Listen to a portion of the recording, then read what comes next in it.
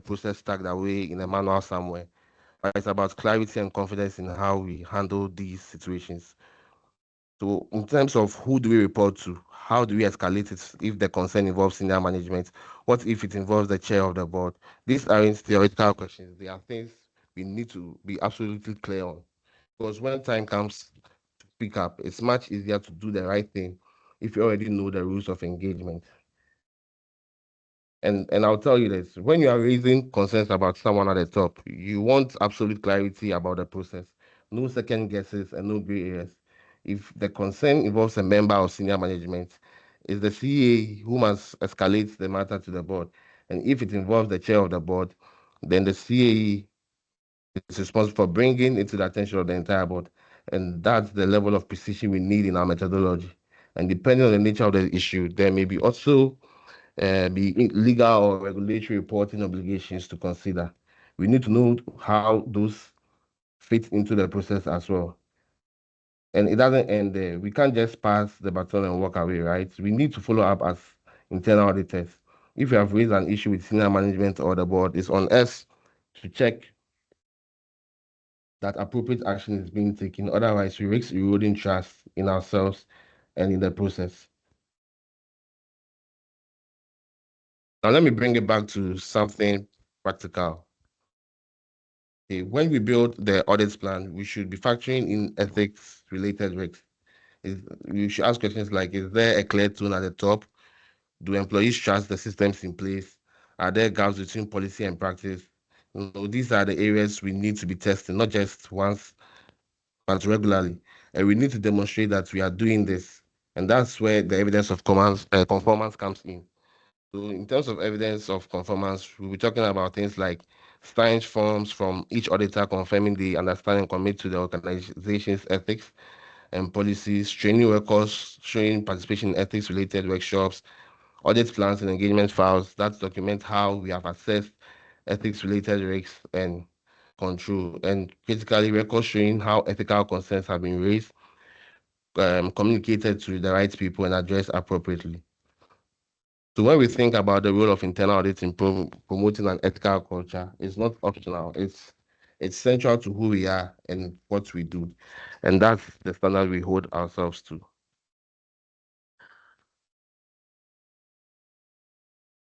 All right. So the next slide. Now the next principle we'll cover is demonstrate competency, and this is about having the right people, the right knowledge, skills, and abilities to carry out roles effectively. But it's not just about where we are today, it's about staying sharp and continuously developing ourselves to meet the changing needs of the organizations we serve.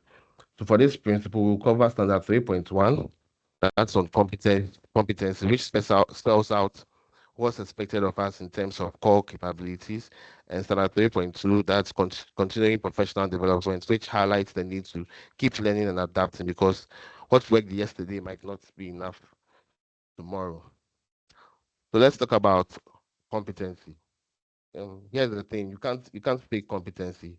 You either have it or you are working to get it, and there's no in between. So competency is the core of what we do as internal auditors. It's what makes us credible, and it's what gives our work weight. We can have the best processes in the world. We can have the best tools, a methodology that looks perfect on paper, but if we don't have the right people with the right skills, none of that matters. And competency isn't just a box we take, it's a standard we live by. And that's exactly what standard 3.1 is about. Whether you are just starting out or you have been doing internal audit for 20 years, this standard applies to you, to all of us. And I'll tell you what I appreciate about the new global internal audit standards compared to the old framework. Right? They are direct, clear, and there are no ambiguities. And the message is simple.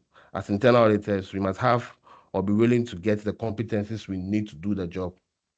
Whether you're a staff auditor or the chief audit executive, you need to be competent for the work you are doing today and developing for the work you will do tomorrow. And yes, something that's new. No matter your role, you must have knowledge of the IA's global internal audit standard. And that's not optional anymore. It's now part of who we are as professionals.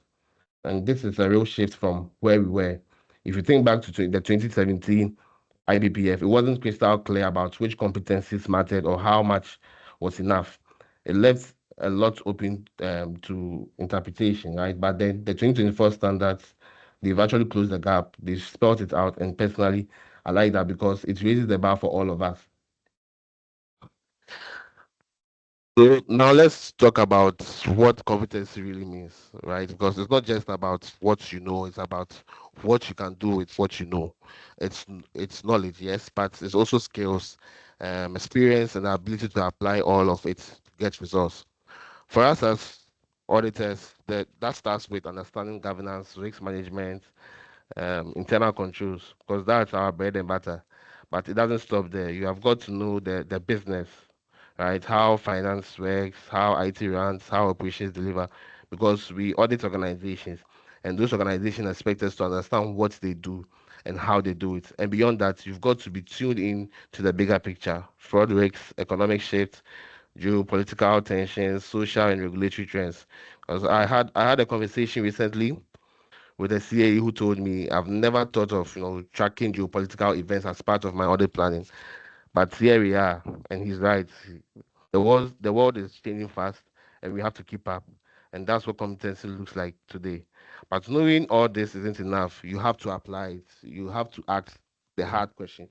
You have to look beyond the checklist and use the judgment, and you have to stay sharp. And staying sharp means that it should be an ongoing thing. It's a professional development, constantly developing yourself professionally, whether it's formal training, on the job learning, working with a mentor, or taking on the complex audits that pushes you outside your comfort zone.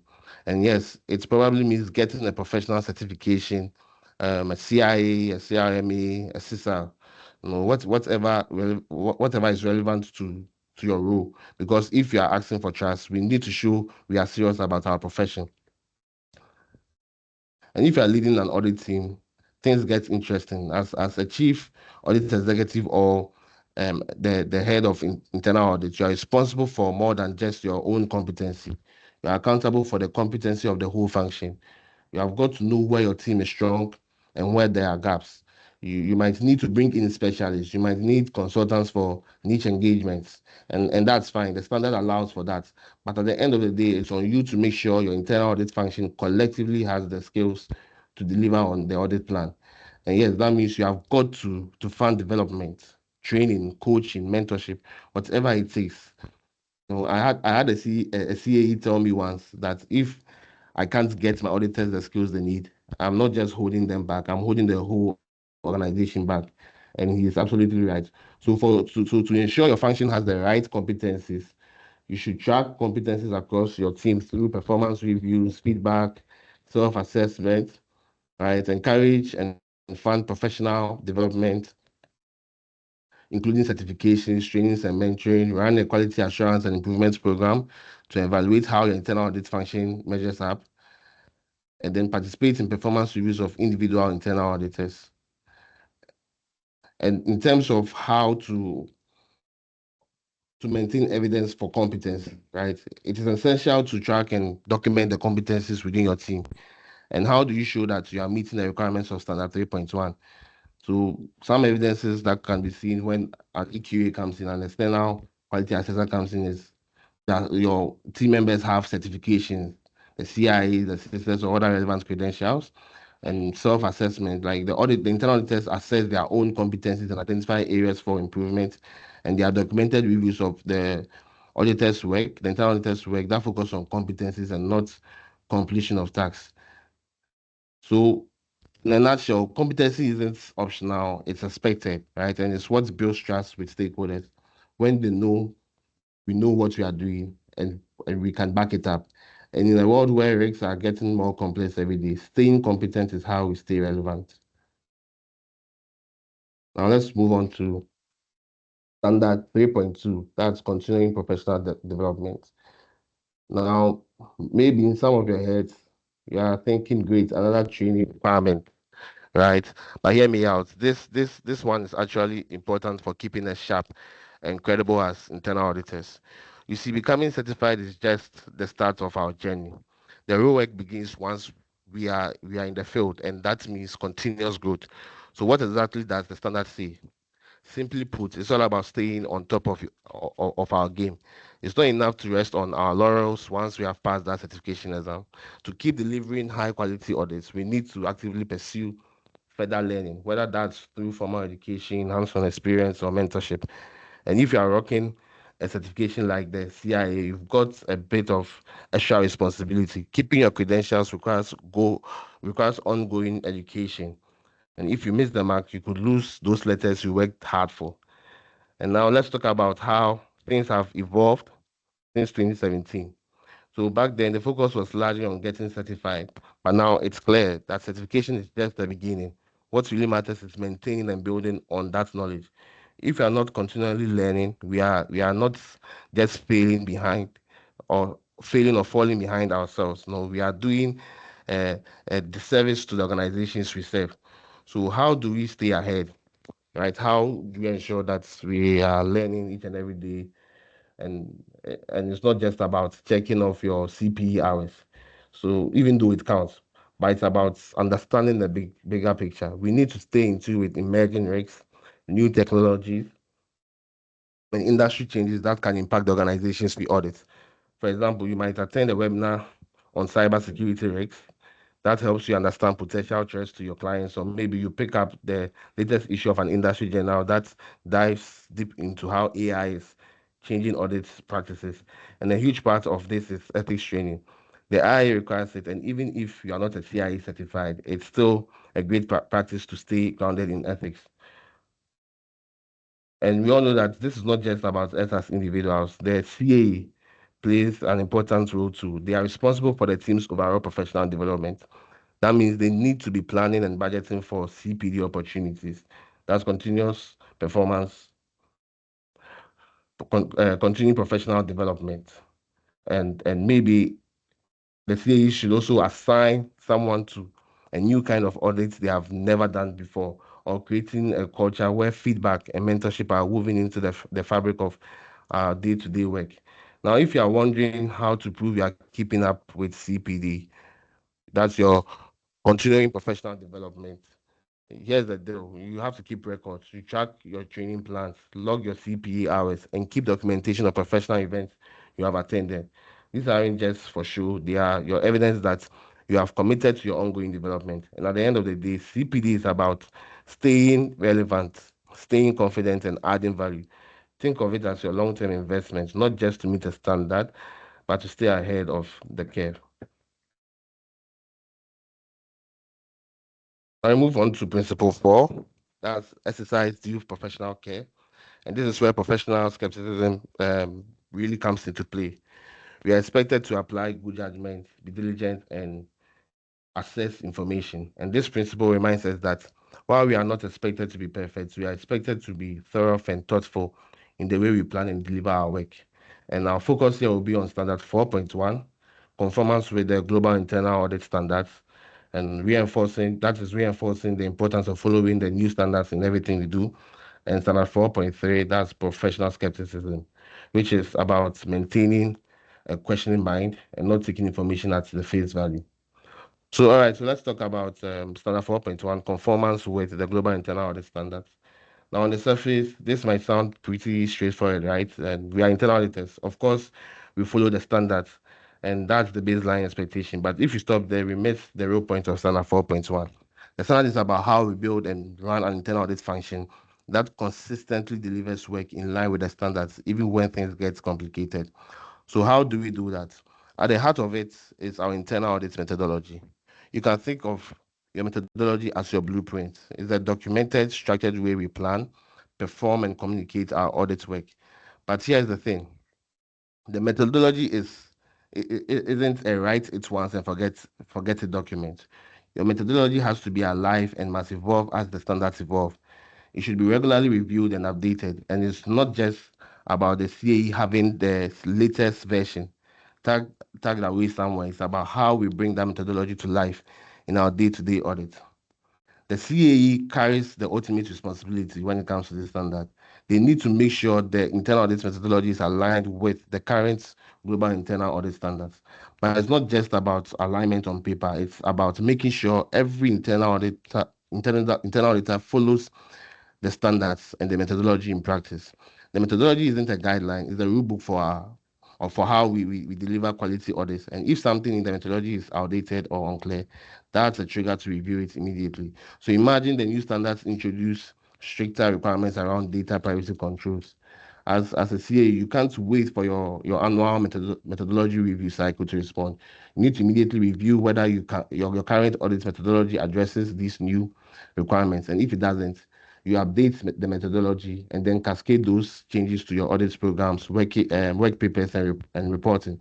And that's how you ensure your team is applying the standards in practice and not just on paper. Now things get a little more layered when we are not just following the global standards. Sometimes there are additional requirements in play, maybe local laws, industry regulations, professional associations, and in those cases, we are working under multiple sets of rules. And here's the deal: if there is a clash between the standards and the stricter requirements, let's say a regulation demands something so far, you go with the higher bar, right? The most stringent requirements always wins.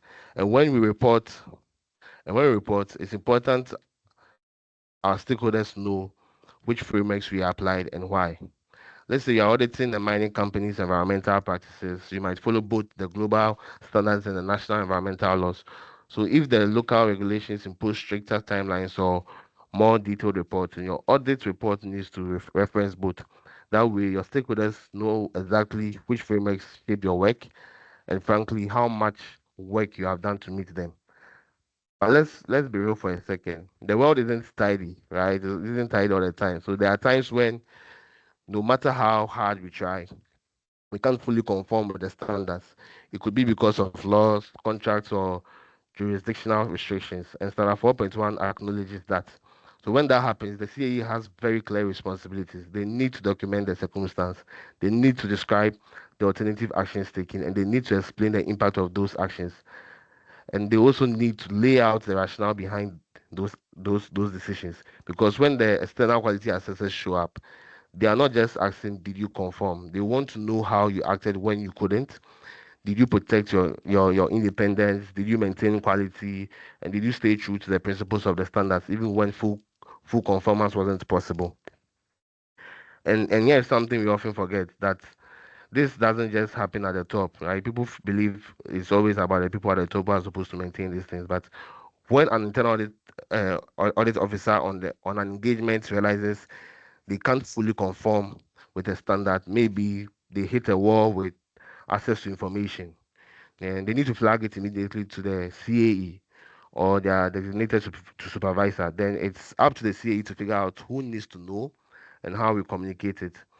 A lot of organizations already have rules for how and when non-conformance should be reported, whether that's laid out in laws, internal policies, or audit methodologies. And as auditors, we need to know those rules.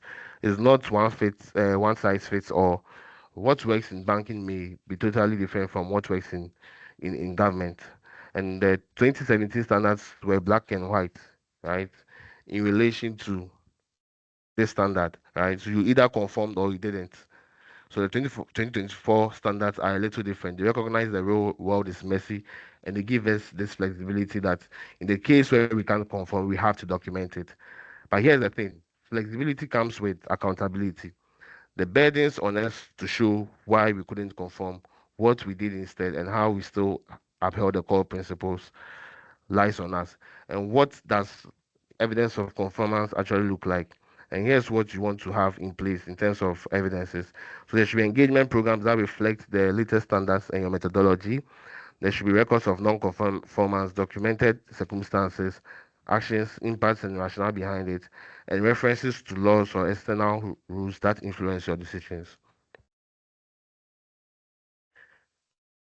Now let's move on to the next standard, standard 4.3, professional skepticism. Right? Let's be honest for a moment. When we are deep into an audit, especially working with teams or departments we have known for years, it's easy to take things at face value. You build relationships, trust forms, and after a while you might find yourself thinking, they have got this under control. But then comes the reality check. Standard 4.3 reminds us that internal auditing isn't about trust, it's about verification. Our job isn't to assume things are fine, is to test, to challenge, and to validate. Now, professional skepticism isn't about being suspicious of everyone in the room or assuming there is something wrong behind every door. It's about maintaining an inquisitive mindset, staying alert, asking critical questions, and thinking, do I have enough evidence to rely on this information? Does it align with what I already know, or is something missing here? That mindset, that willingness to look beyond the surface is what makes a skeptical auditor. And that's where the real value of skepticism comes in. It pushes us to assess the reliability of information, especially when things don't quite add up. For example, maybe you're reviewing a process that on paper looks flawless. Everything reconciles, all the boxes are ticked, but something doesn't sit right. Maybe the numbers are too consistent, too perfect. That's the moment to pause and ask, what am I not seeing? Sana 4.3 tells us that don't look away, don't dismiss the feeling, seek additional evidence, validate, cross check until you are confident the story the data is telling you is both true and complete. And this is actually a shift from where we were with the old standards. While professional skepticism has always been something auditors were expected to have, it wasn't explicitly called out in the 2017 standards.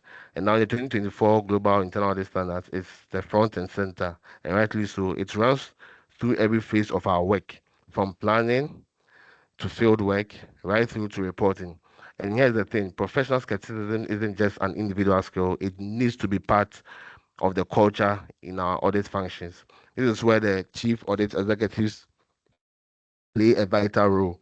It's not about handing teams a checklist or telling them to be skeptical and hoping for the best. It's about developing true competency.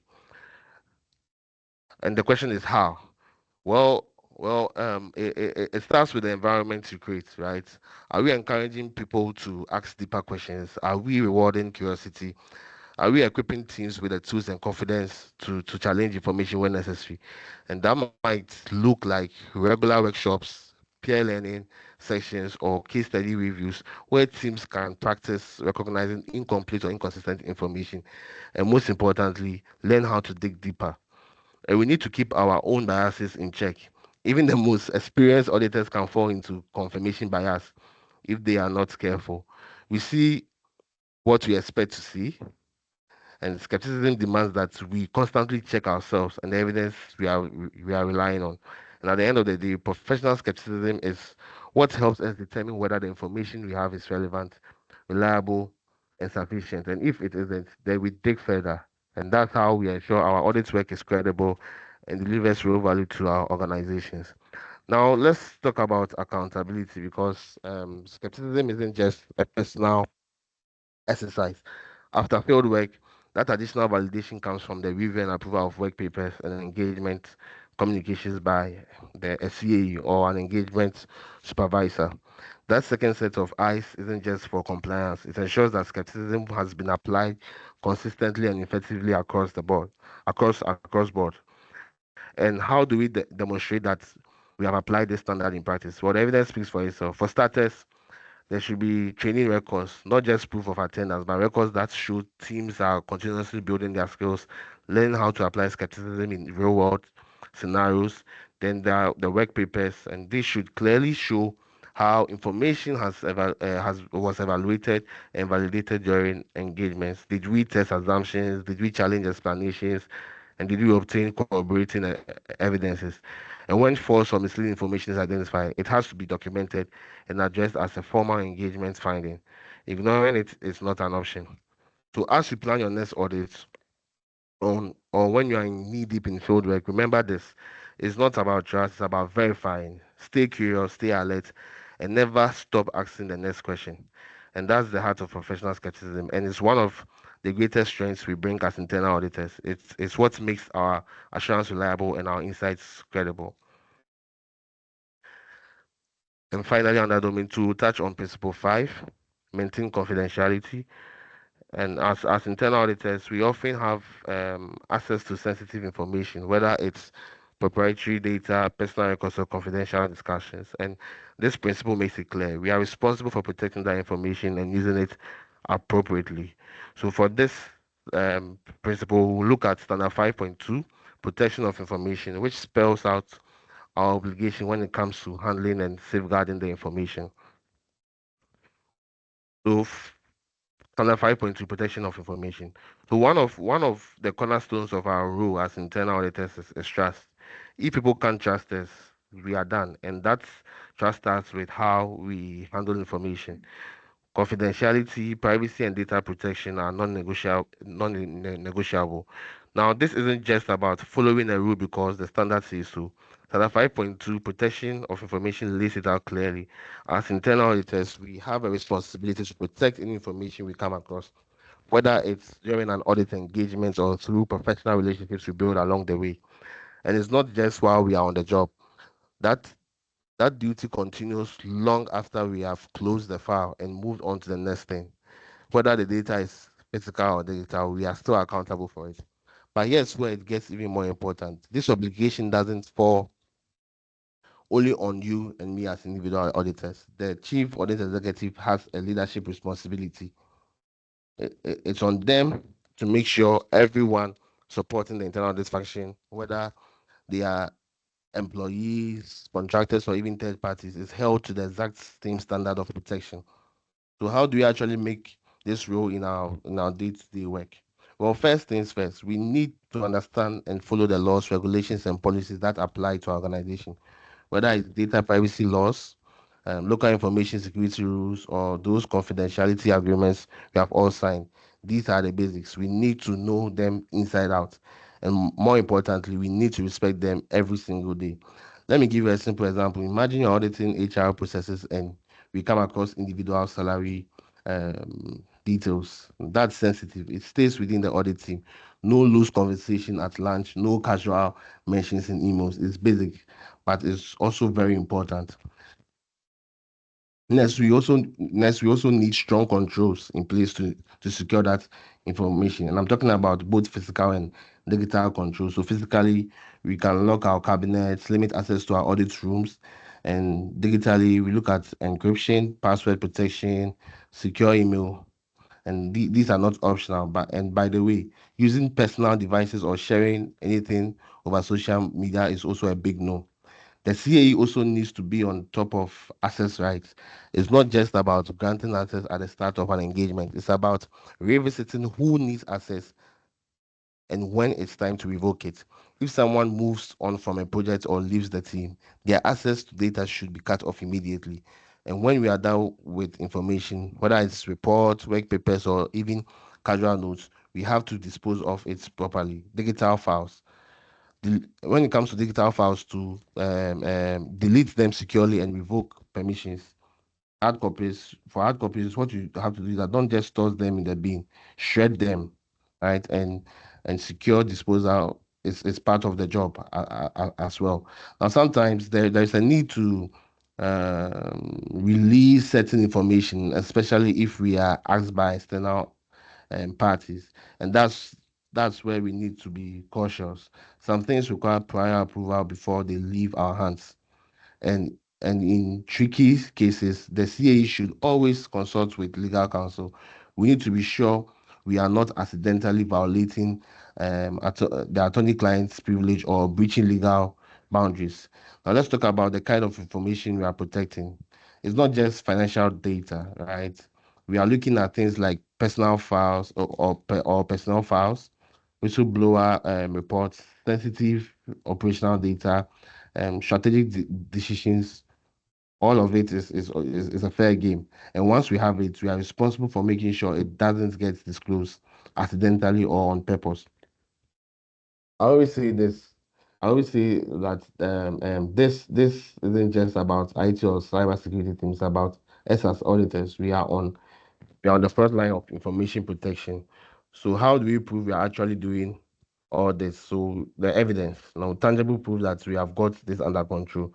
So we are talking about signed confidentiality agreements, training records showing we have been properly briefed on data protection, confidentiality, and privacy laws, and documented access restrictions. So it's clear who can access what and when, and then records of any disclosures that have been authorized, especially if legal counsel gave the green light. Let's move on to um, domain three. And this one focuses on how we govern the internal audit function. And I'll say upfront, like getting this right is non-negotiable. Good governance is what makes the difference between an internal audit function that ticks boxes and one that delivers real value. At the heart of this domain is a partnership. That's the relationship between the chief audit executive, the board, and senior management. Together, they create the environment where internal audit can operate independently, objectively, and effectively. Now, when we talk about governing the internal audit function, there are three core principles that provide the structure for how an internal audit function should be established, positioned, and overseen. So, for this section, I'll walk you through some of the key standards under each of these principles, focusing on what's new and what's expected and what this means in practice. So, let's start with the first principle, that's principle six, authorized by the board. Uh, authorized by the board. So domain three reminds us that internal audits exist because the board says it does. And under this principle, we will look at standard 6.3, which focuses on the support we need from the board and senior management. You and I both know internal audit doesn't operate in a vacuum, right? If leadership doesn't back the function, it's like asking a pilot to fly without fuel. It won't get off the ground. That's exactly why Standard 6.3 exists. It shines a spotlight on leadership's role, not just to recognize internal audit, but to actively champion it. So what does what does standard 6.3 actually ask for? There are really two things here that fall squarely on the chief audit executive's shoulders. First, the chief audit executive needs to make sure the board and senior management have all the information they need to support internal audit and to promote its role throughout the organization. This isn't about sending them a monthly email and hoping they read it. It's about meaningful, proactive communication. And second, the CAE has to coordinate how the internal audit function communicates with both groups, that's the board and the senior management. Why? Because that will help the board to properly know the job and also exercise their oversight responsibility. It's about making sure the internal audit message is heard loud and clear without distortion and without the delay. So what's the role of the board? What are the genuine supports from the board and senior management we have to look at? So for the board, it starts with being champions of internal audits. They drive the tune at the top. And if they take internal audit seriously, so will everyone else. They are the ones approving the internal audit charter, the audit plan, the budget, and the resource plan. Without their approval, we are dead in the water and nothing moves. And they have a duty to make sure the CAE reports to someone with real clout, someone positioned high enough in the organization to protect internal audit's independence. They also need to be asking tough questions like, does internal audit have unrestricted access to data, records, and people? Um, is anyone interfering with internal audit's rec? And here's a key point: the board should be meeting regularly with the CAE without senior management present. Closed doors and having candid conversations, and that's where the trust is built. I like to think of it this way: if those private conversations aren't happening, you have got to wonder whether internal audit really has a seat at the table or if it is standing outside the room. Now, when it comes to senior management, their role is all about amplifying the function, right? They are the ones who can unlock doors or slam them shut. Senior management needs to work hand in hand with the board to ensure internal audit has unrestricted access to records, data, and the people. And beyond that, they need to be the ones giving internal audit's voice real weight within the organization, not just giving lip service, right? But ensuring that when internal audit speaks, people listen and act. So somebody might be thinking, didn't we already do this in the old standards? Well, not quite. Back in 2017, the CAE wasn't as explicitly tasked with facilitating communication between the board and the senior management. There was no mention of ensuring consistency or preventing mixed messages. And more importantly, there wasn't this strong emphasis on the active role the board and senior management play in promoting internal audits. And in the new standards, it's not enough for leadership to sign off on a plan and call it a day. They need to champion the function, help it fulfill its purpose of internal auditing, and advance its strategy. So now in real life, how would this look like? There are organizations that are leading the way on this. They don't just talk about the governance in theory. They they they have made it part of their rhythm. They hold private meetings between the board and the chief audit executive every quarter because they know that's what good governance looks like. And if you are only having those conversations once a year, you are just about you are just about scrapping by, right? You are not really giving the board the chance to be proactive or have the full picture to make decisions. But here's where the best go further. They don't just wait for those quarterly meetings to check in. They create regular touch points in between, quick calls, informal updates, a message to say, here's what's going on. Nothing elaborate, just enough to keep the board informed in real time. So things don't pile up and hit them all at once in a formal meeting. Because no one likes surprises. Now, there's another layer to this, right? The communication between the chief audit executive and senior management. The chief audit executive should be working closely with senior management to make sure there's a consistent message going on to the board. No, he said, she said, but the board hears one voice, clear, aligned, and confident. Another thing is that if there is a serious issue, let's say suspected misconduct by a senior executive, the CA needs to bypass the usual channels and go straight to the board straight to the board and straight to the people with the authority to act.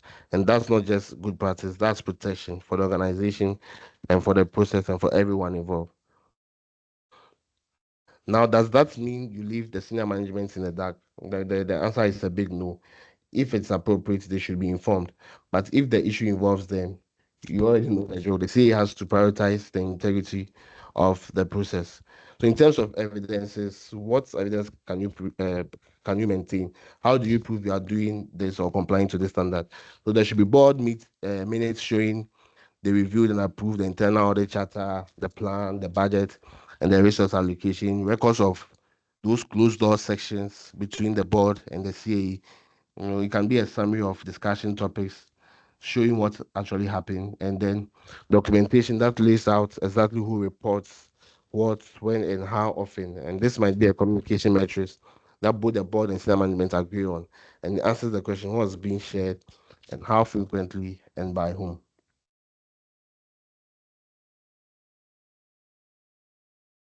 I move on to principle 7. That's positioned independently. And this principle is all about protecting the independence of internal audit. We'll focus here on standard 7.2, which covers the qualifications a CAE needs to have.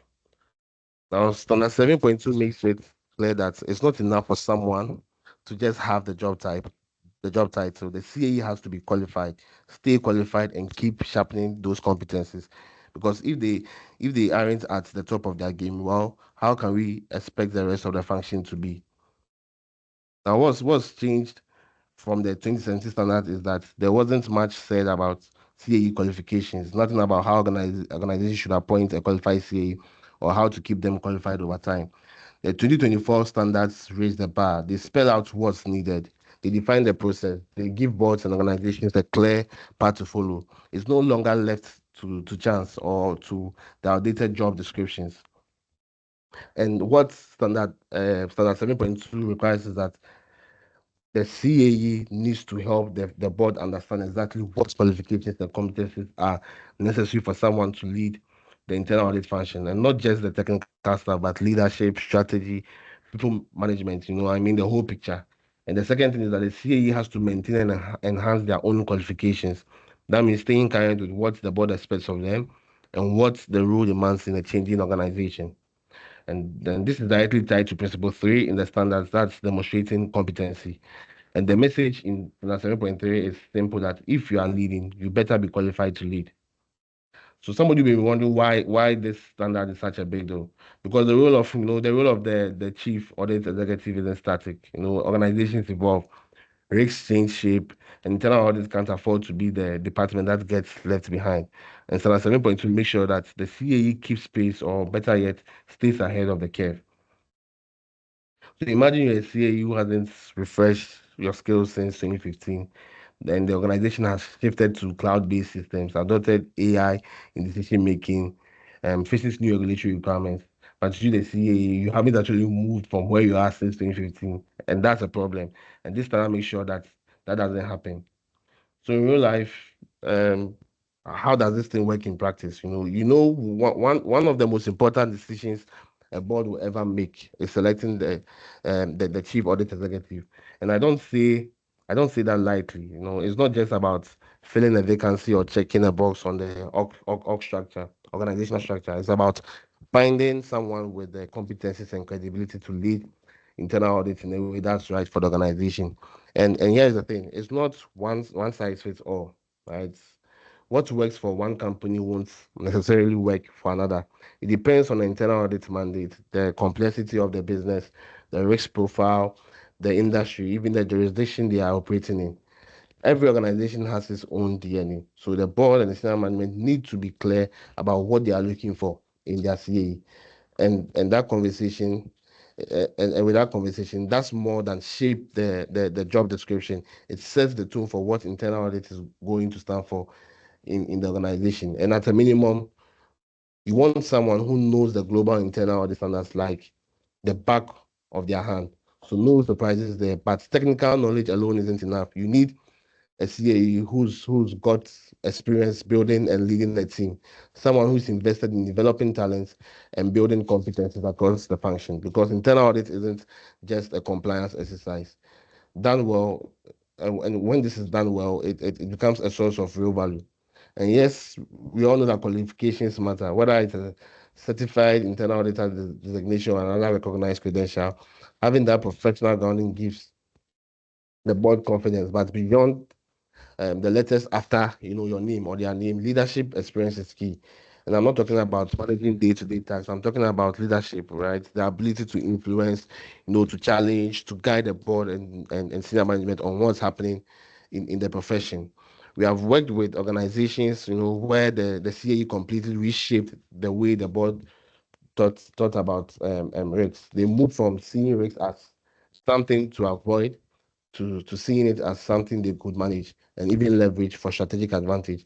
And that kind of shift, it doesn't happen by accident. It takes a CAE who knows how to lead the conversation, who's credible, and who understands both their business and the profession.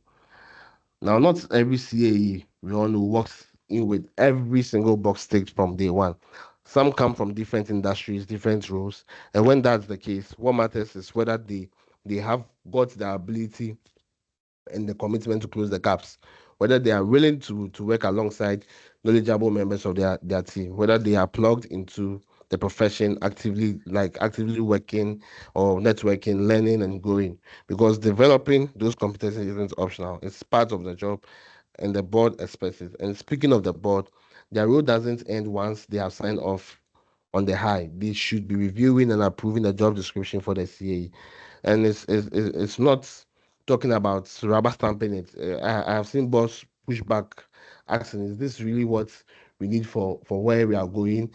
And that level of engagement sets the tone. It makes it clear that internal audit is a priority. Once the CA is in place, there's a shared responsibility to make sure they are supported in their professional development, continuing education, membership in professional associations, additional certifications, and that's not a nice to have. It's very important. It's essential because internal audit stands still. Because if internal audit stands still, it falls behind, and no organization can afford that. Another thing is on succession planning, which is important. The board should have a clear line of sight on who's ready to step up if the CA moves on. Is there an internal candidate being developed? Do we have external options on the radar? And here's the important part: it shouldn't be a separate conversation. It should be tied into the organization's overall documented succession planning process and actively shared between the board and senior management. So someone may be wondering what leading organizations look for in CAEs these days, right? So the baseline is they need someone who has comprehensive understanding of the global internal audit standards, someone with a CIA designation, someone with leadership experience and industry knowledge, and the ability to also recruit, build, and lead a high performing audit team. So now, if um, an external quality assessor comes into your company to assess whether you are complying with the standards. What evidences are you supposed to maintain? So you should have a documented job description for the CA, one that the board has reviewed and approved, and that clearly spells out the qualifications, experience, and competencies expected.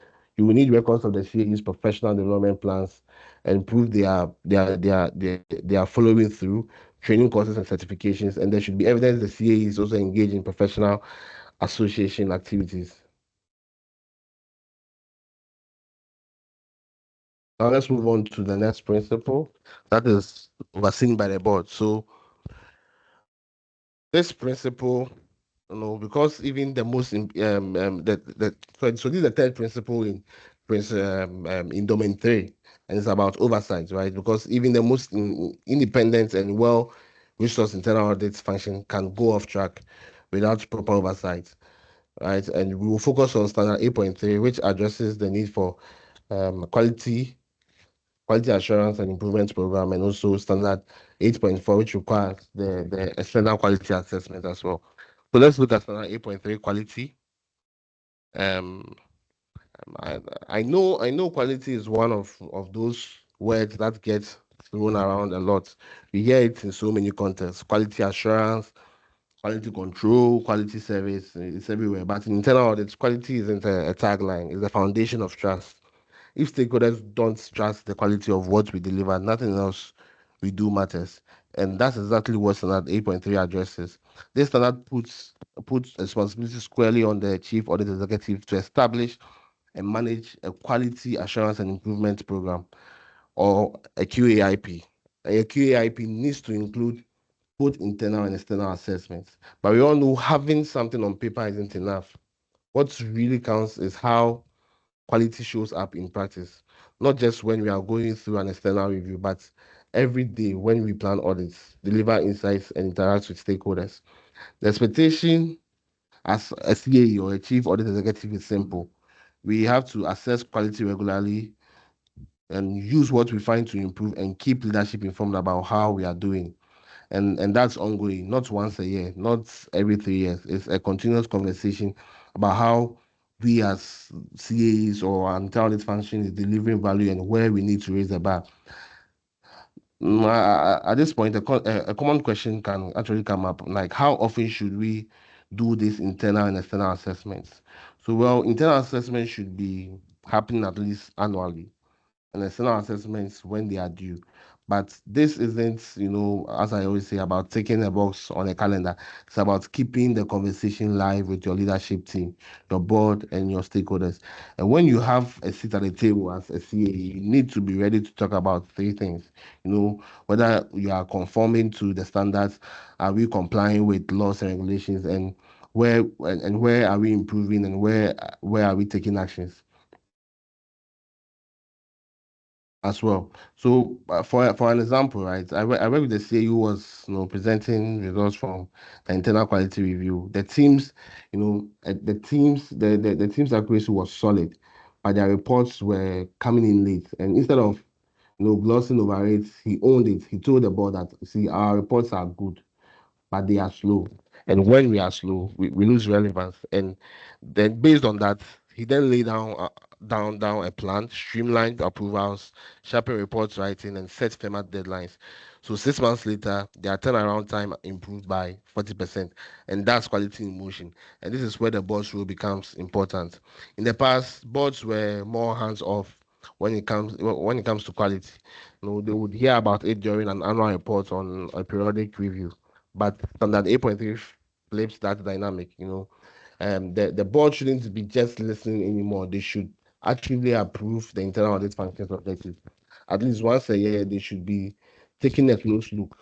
Okay, they have to ask questions and challenge assumptions, as well as assess whether the internal audit is effective and efficient. We often tell boards, you are not just passengers on this flight, you are co-pilots, and you are there to help navigate. Now, senior management is also in this whole mix as well. They have to contribute to internal audit objectives and involved in the annual performance assessment, both for the CAE and the entire audit function, because and gives leadership a voice in how internal audit operates. And it makes the audit function more responsive to the organization's evolving risks and priorities.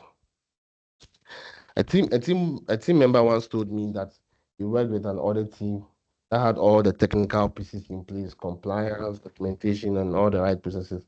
But when they invited senior management to the performance review conversation, they got feedback they didn't expect. The message from senior management was just clear that you are doing the audit, but you are not engaging us enough before or after. And that changed how they approach stakeholder communication. And it's made a massive difference in how their recommendations landed smooth. There was smoother adoption and stronger relationship. So when you are thinking about these conversations, whether it's with the board, senior management, or within your team, you have to ask yourself as a CAE, are we adding real value to governance, risk, and control?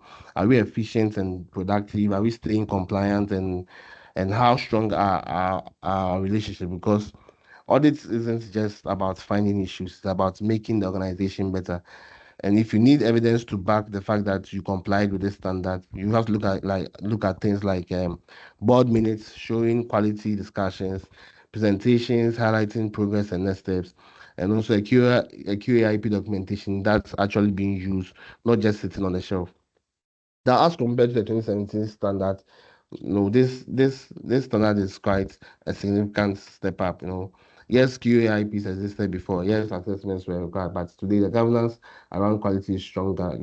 The boards are now active, management is involved, and then there's an expectation of continuous improvement, not just periodic check-ins as well. Now we will have to move on to the next standard, which is standard 8.4. That's external quality assessment. Right. So let's talk about it. Now, I know for some people, this topic feels like an administrative topic, one of those compliance things that sits quietly in the background until someone checks the calendar and goes like, "Oh, it's been 5 years and we are due." But if that's the lens you are looking through, you are missing the real point. A well-planned, well-executed EQA isn't just about, as I always say, thinking a box. It's about credibility. It's about trust. It's standing in front of your audit committee and your board and saying, "Don't just take my word for it. Here is an independent professional view of how this function is performing." And that's very key. At least once every 5 years, you need an external quality assessment. And that's the baseline, the minimum. But the timeline isn't the whole story. What really matters is how you manage the process. And that starts with the chief audit executive. It is the chief audit executive's responsibility to come up with a plan. What the assessment is going to look like, how often it should happen, who is going to carry it out, and then they take that plan to the board, not for a rubber stamp, but for a real discussion, collaboration, like a debate even, because the board needs to be actively engaged in agreeing the scope and frequency, and that's where I've seen things go wrong.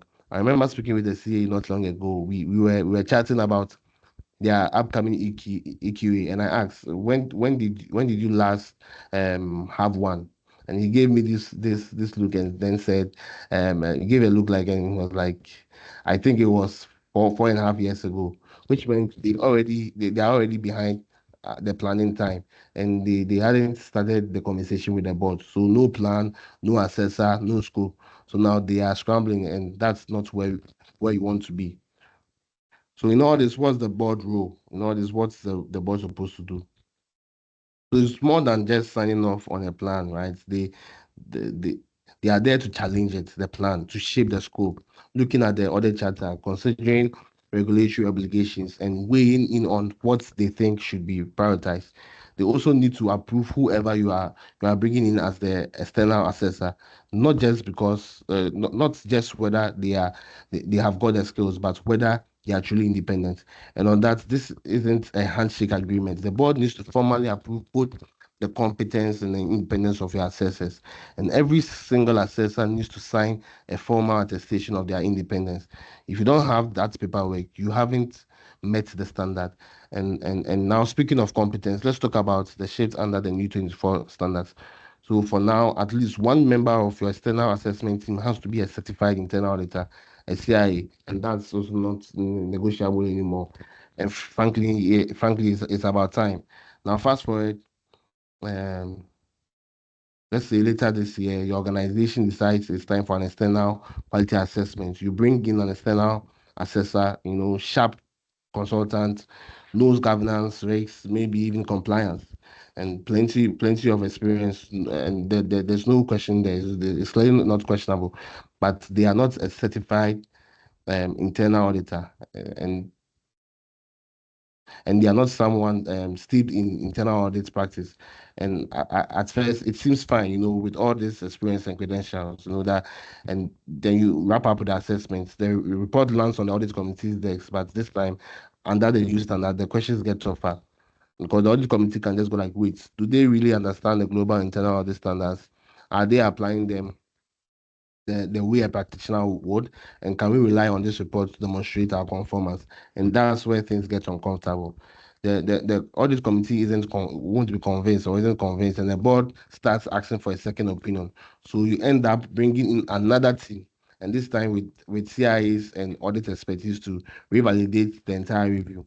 So then it becomes extra time, extra cost, and more scrutiny than you bargained for.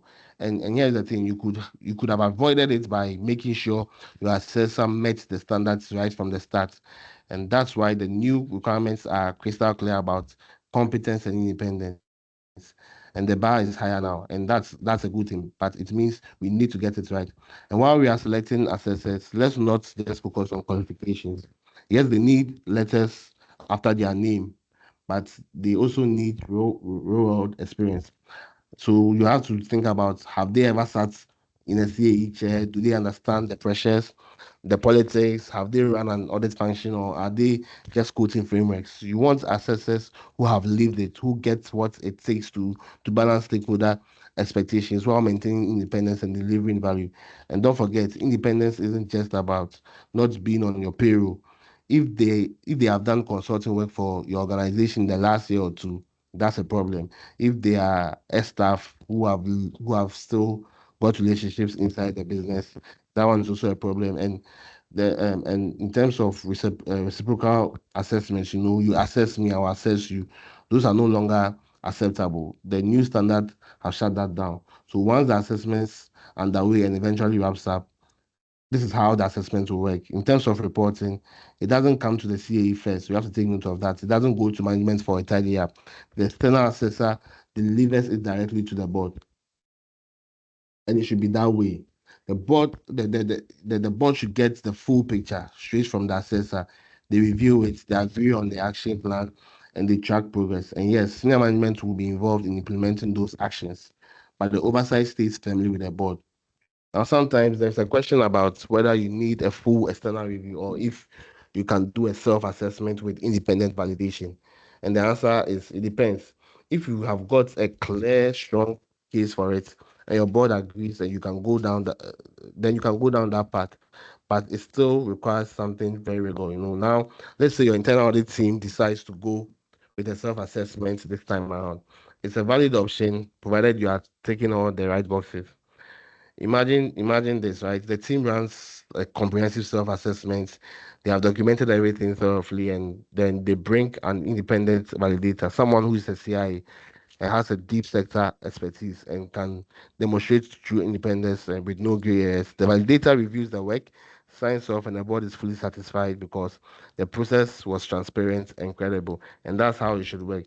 But here is the key: they did the groundwork, they didn't cut corners, and that's why the board didn't blink twice when they reviewed the outcome. One thing that often gets overlooked is the scope of the EQA. It's not just are we following the standard, it's are we fulfilling our responsibilities as laid out in our audit charter?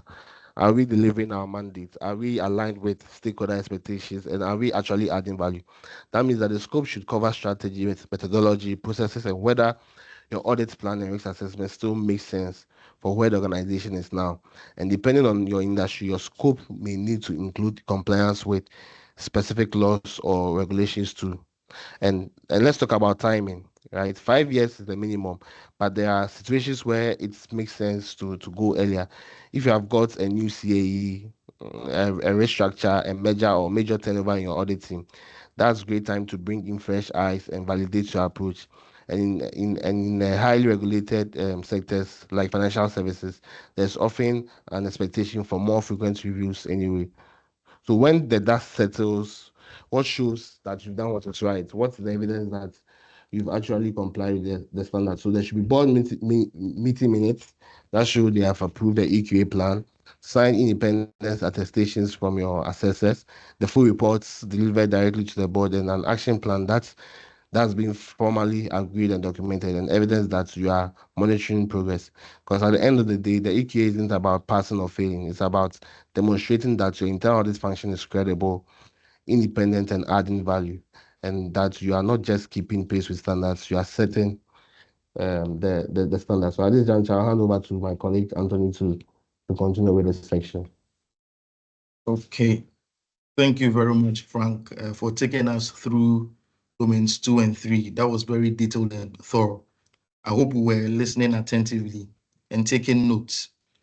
So I'll be covering domains 4 and 5. Domain 4 talks about managing the internal audit function, and domain 5 looks at performing internal audit services. Okay, so under domain 4, there are 9 highlights here. 3 fall under planning strategically, and 3 under managing resources. 2 fall under communicating effectively, and 1 falls under enhancing quality. Now let's look at planning strategically, the internal audit strategy. Now, the 2017 standards did not require an internal audit strategy.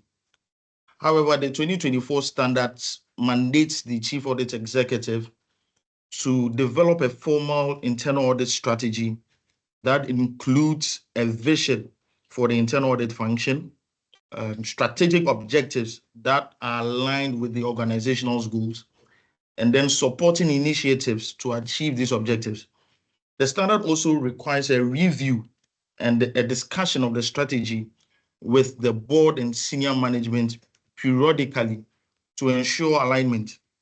Now, this is very important because it strengthens alignment between internal audit activities and the organization's strategic direction. It also promotes long-term planning rather than a reactive short-term approach. And it enhances board and senior management engagement.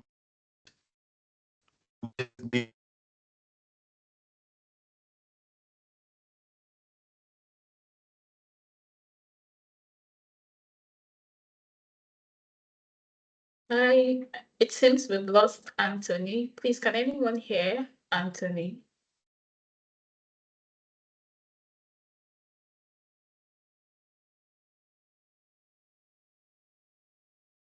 Frank, please, can you check in with Anthony? We've lost him.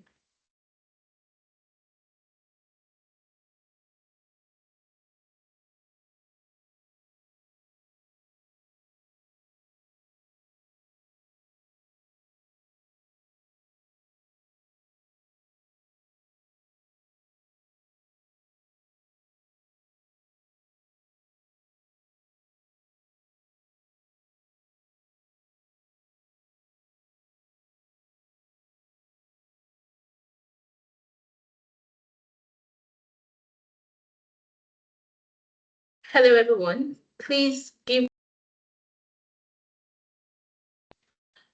Hello, everyone. Please give us a minute to get Anthony back on here. He has a bit of network issues. Thank you. Okay, hello, is it better now? Yes, we can hear you. Please go on. Okay, sure. So I was saying that in demonstrating compliance with this standard, there should be a documented internal audit strategy, right? That outlines the vision, strategic objectives, and key initiatives. There should also be records of discussions with the board and senior management on strategy updates. And there should be periodic self-assessment reports that track progress on strategic initiatives and identify areas for improvement. Now, by ensuring internal audit operates with a clear strategic direction, this change or update enhances internal audit's value and effectiveness within an organization, making it a proactive and an integral part of governance and risk management. Now, an internal audit strategy could focus on strengthening fraud detection in procurement and vendor management, or leveraging data analytics for financial and operational audits. Now, this strategy has to be periodically reviewed with the board and adjusted to align with emerging business risks, industry trends, and regulatory changes. Okay, let's move on to the next slide. Methodologies. The old standards provided limited guidance on internal audit methodologies, only mentioning them in relation to policies and procedures. The 2024 standards introduce some specific requirements for the chief audit executive to evaluate the effectiveness of internal audit methodologies and update them as needed. Also, to adjust methodologies in response to significant changes impacting the internal audit function.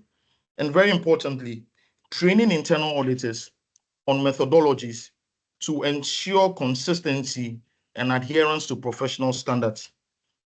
Now, this is also very important because it ensures continuous improvement in internal audit practices and helps auditors adapt to changes in risk, regulations, and organizational strategy.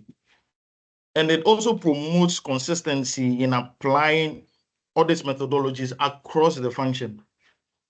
Now, in demonstrating compliance with this standard, there should be documented quality reviews of audit work showing adherence to methodologies. There should also be records of methodology updates, including the rationale for changes, because that's very important. And there should be training records demonstrating internal auditors have been trained on updated methodologies. Now, this update reinforces internal audit as a dynamic and evolving function that adapts to emerging risks, regulatory changes, and best practices.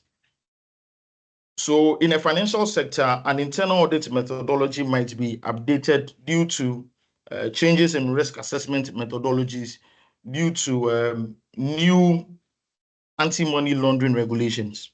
Okay, the adjustments could include new checklists for compliance and operational reviews, updating sampling techniques for data validation, and then maybe training auditors on digital tools and automation for audit execution. Right. Coordination and reliance. Now, in the old standard, the chief audit executive was only encouraged to coordinate with internal and external assurance providers. The 2024 standards now mandate coordination while also requiring structured reliance on their work. Additionally, the new standards introduce an escalation methodology if coordination is not achieved. Now, this update is very, very important because it reduces duplication and it improves efficiency. It also identifies gaps in risk coverage and strengthens assurance and formalizes reliance considerations, ensuring a structured approach. And it introduces accountability, requiring escalation if coordination issues arise.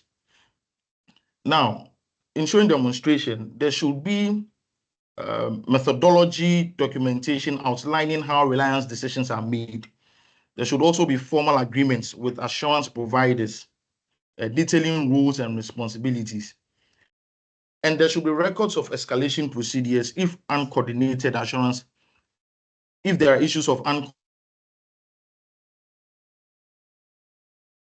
Now, internal audit functions should coordinate with other assurance providers such as external auditors, compliance teams, risk management, and regulatory bodies. So in the financial sector, you could have some coordination with regulatory examiners and compliance officers on fraud investigations and financial reporting controls. Okay, now, if coordination challenges arise, organizations should establish formal reliance on specialized teams. So, for example, IT security or compliance to streamline audit efforts.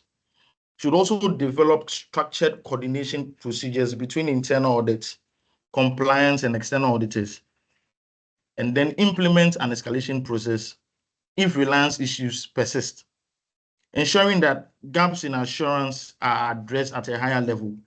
Now, by making coordination a requirement rather than a recommendation, the new standards reinforce the need for a cohesive, organization-wide approach to assurance, strengthening risk management and governance. Right. Now we're moving on to the next highlight, and that's on financial resource management, managing resources. And the very first one is financial resource management. The 2017 standards required the chief audit executive to manage, but did not explicitly mention budgeting. The 2024 standards now mandate the chief audit executive to develop a budget that supports the internal audit strategy and plan, and that the budget should also include training, technology, and tools necessary for effective audit operations. Now, this is very important because it formalizes financial planning, ensuring that the internal audit function has adequate resources. It also strengthens accountability, requiring oversight of budget execution, and it enhances efficiency as investment in training and technology automatically improves audit effectiveness. Now, ensuring compliance here, there should be board minutes discussing and approving the internal audit functions budget. There should also be budget documentation showing planned versus actual expenses, and there could also be tracking reports on resource utilization, including training and technology investments. Right. Now, the chief audit executive has to present the budget to the board for approval, ensuring that the internal audit function has the necessary financial resources to execute its mandate effectively. Let's move on to the next one. That's human resource management. Now, the old standards require the chief audit executive to ensure that internal audit resources were appropriate, sufficient, and effectively deployed. Now, the 2024 standards go further, requiring the chief audit executive to develop and retain internal auditors who are qualified to execute the audit strategy and plan, and establish an approach for internal auditor development, including training, supervision, and mentoring. And the standard also requires the chief audit executive to actively collaborate with internal auditors to improve individual competencies. Now, this is very important because it ensures continuous professional development within the internal audit function, as Frank mentioned earlier. It also strengthens capability and retention of internal auditors, and it aligns the auditor skill sets with the organization's strategic objectives. Now, in demonstrating compliance, there should be documented training plans and records of completed training. There should also be performance assessments of the internal audit function and the individual auditors. And you could have a retention matrix and report tracking workforce development. So auditors working in financial services will receive advanced training on anti-money laundering and regulatory compliance audits, right? And internal auditors in the telecom sector would probably undergo some cybersecurity training to assess IT vulnerabilities. Now, the chief audit executive ensures that auditors receive periodic training and mentorship, while performance reviews track the auditor's professional growth and contribution to organizational objectives. Let's look at the very last one under managing resources, and that's technological resources. Now, the 2017 standards mentioned the need for appropriate resources, but did not specifically require collaboration with IT and information security. The 2024 standards now explicitly require the chief audit executive to work with IT and information security teams to ensure proper implementation of technological resources. Now, this is very important as it strengthens cybersecurity and data integrity in audit processes. It also ensures internal audit uses modern technology to enhance efficiency and effectiveness. And it fosters alignment between internal audit and IT strategies. Now, in demonstrating compliance with this standard, there should be a technology implementation plan showing IT and security functions involvement. And there could also be meeting minutes or correspondence documenting collaboration between the internal audit function and the IT and security teams. So let's look at this. Let's look at a few examples.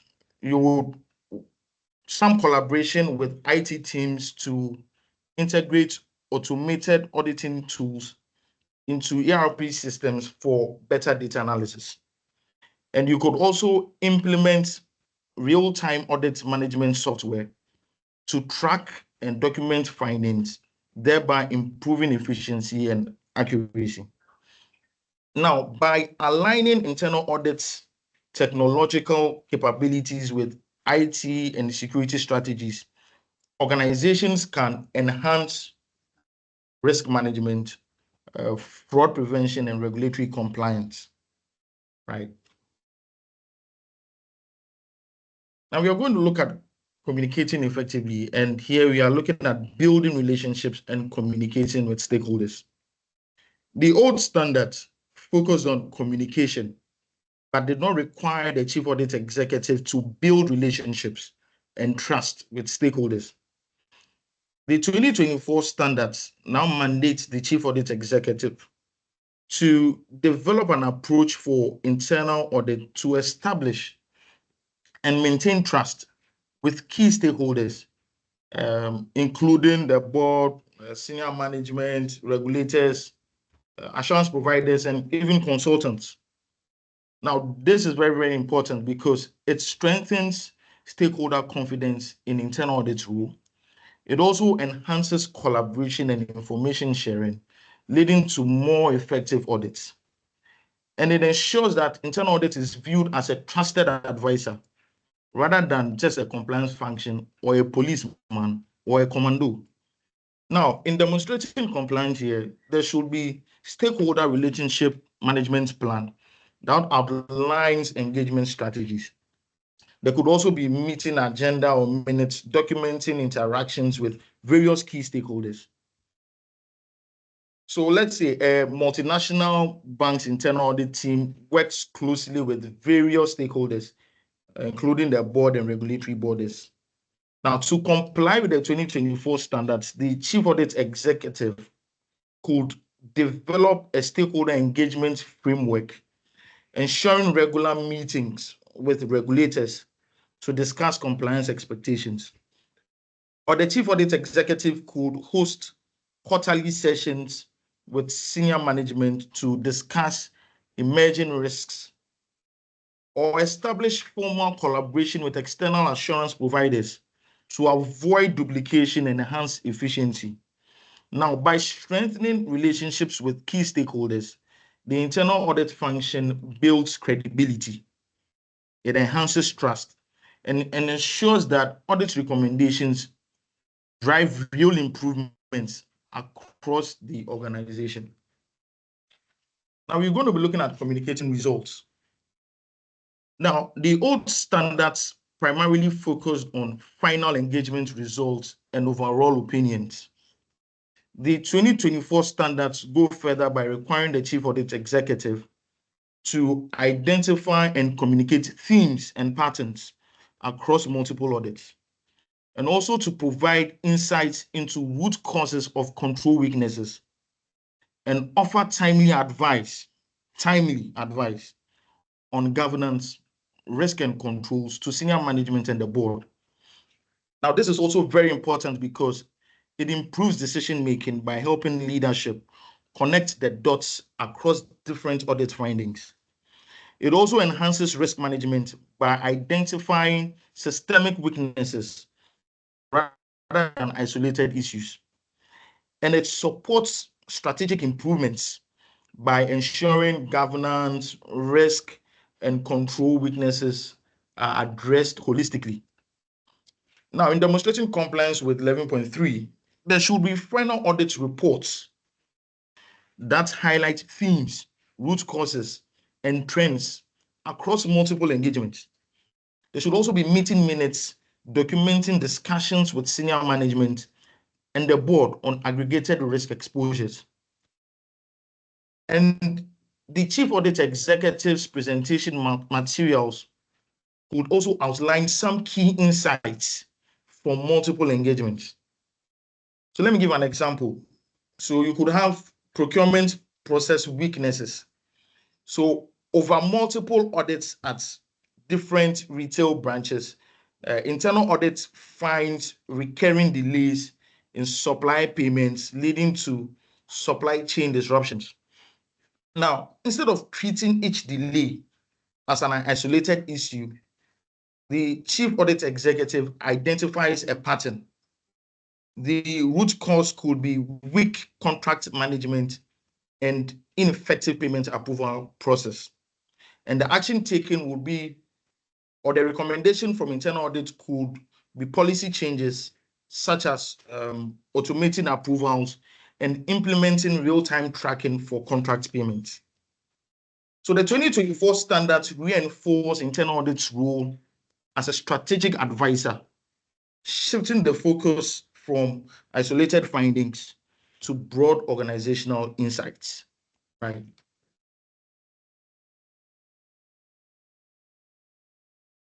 Okay, we're going to look at enhancing quality, and the focus is on performance measurement. The old standards, yes, required a quality assurance and improvement program to assess efficiency and effectiveness. The new standards expand this by requiring the chief audit executive, to develop clear performance objectives for internal audits, incorporate stakeholder expectations from the board and senior management into performance measurements as well, and also to establish a method to measure performance and track progress and solicit feedback from the board and senior management. Now, this update helps the internal audit function align with business needs by incorporating board and management expectations. It also enhances accountability through measurable targets and defined success criteria. And it drives continuous improvement by evaluating performance and making the necessary adjustments. Now, in demonstrating compliance here, there should be documented performance objectives that align with the internal audit strategy. There could also be defined performance measures and targets, such as audit completion rates, issue resolution time, or even stakeholder satisfaction scores. Right. There could also be action plans for improvement based on performance reviews. And there should be a stakeholder feedback report from the board and management. So let me give an example relating that would address, let's say, reducing audit completion time. Maybe the current state now could be that internal audits take an average of 10 weeks to complete, and you want to have a new target, and the duration could be 8 weeks, so that you could, and you want to do this by improving resource allocation and process efficiency. You will be required to track progress of this. So you might do some quarterly monitoring and make adjustments based on the results. So the 2024 standards ensure internal audit moves beyond compliance-focused activities to delivering measurable value and strategic impact within the organization. We'll quickly move to domain 5. Now, under domain 5, we have 5 new highlights. 2 of them under planning engagement effectively. 2 also fall under conducting engagement work. and one is related to communicating engagement results and monitoring action plans.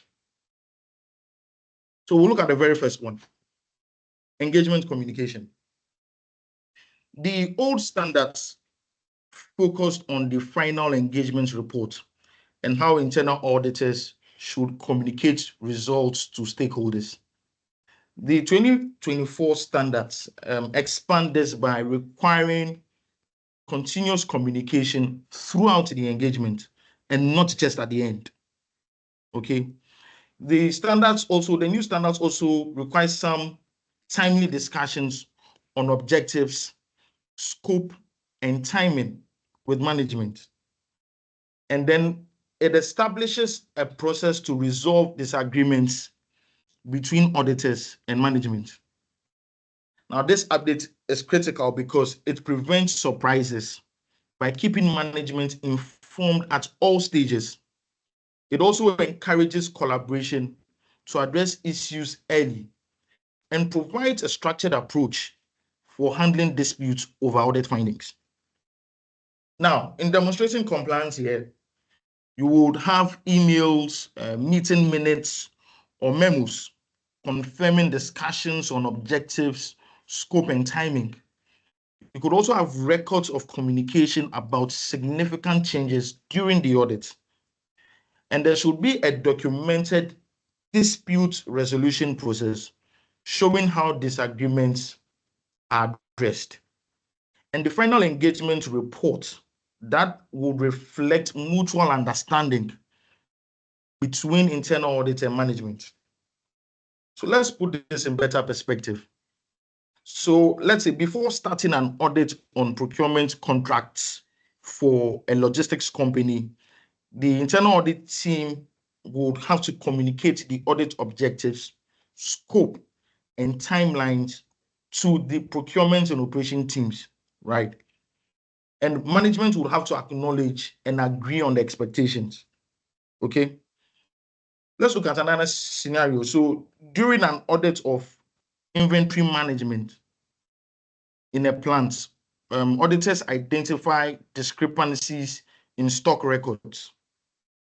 Management initially disputes the findings, which then prompted a formal meeting where both sides presented their perspectives. Now, the final report must include the auditor's findings along with management's response, and this ensures transparency. Now, let's look at objectives and scope. So, midway through an operational audit of a retail chain sales process, new fraud risks emerge, necessitating an expanded scope. The auditor will be required to formally document and communicate these changes to management to ensure alignment. So the 2024 standards ensure that engagement communication is structured, it is continuous, it's collaborative, and all of this enhance the internal audit function's effectiveness across various industries. Next one. Now, engagement objectives and scope. The old standards focused on maintaining independence and avoiding interference in audit scope determination. Now, the 2024 standards provide some updates requiring proactive communication with management when scope limitations arise. The standard also requires a structured methodology for resolving scope disputes, including escalation to the board if necessary, and flexibility to adjust audit objectives and scope in response to emerging risks and changes in the business model. Now, this update is key because it prevents misunderstandings about audit scope before the engagement starts. It also ensures transparency when auditors encounter restrictions that could impact audit effectiveness. And it allows auditors to adapt their work based on new risks or findings. Now, in demonstrating compliance with this standard, there should be approved engagement work programs with clearly defined objectives and scope. There should also be meeting minutes or emails documenting discussions with management about scope limitations. And there could also be records of escalation procedures that were followed when unresolved scope limitations arose, right? So let's say during an audit of supply agreements, the internal auditor requests access to contract documents, but the internal audit department was denied. Now, the chief audit executive has to document this limitation, discussing it with management if it's not resolved, and escalating the issue to the board audit committee. So the 2024 standard enhances audit transparency. It encourages collaboration with management, and it ensures internal audit teams remain responsive to risks across different industries. Let's look at conducting engagement work and gathering information for analysis and evaluation. Now, if auditors cannot obtain relevant evidence, they must assess whether the missing information should be reported as a finding. Now, this is very important because it ensures transparency when limitations affect audit conclusions. And it also highlights potential control weaknesses, such as poor documentation practices. Now, under recommendations and action plan, if management and auditors disagree on recommendations or action plans, the internal audit function must have a structured process for both parties to state their positions and reach a resolution. Now, this is very important because it prevents unresolved disputes from delaying necessary corrective actions. And it also strengthens collaboration while maintaining the independence of the internal audit function. Now, in demonstrating compliance here, there should be meeting minutes or emails documenting discussions about evidence limitations. Also, the final engagement report should highlight where critical evidence was unavailable and whether it was identified as a finding. And there should be records of discussions between auditors and management on recommendations and action plans. And there should be a formal dispute resolution methodology for handling disagreements.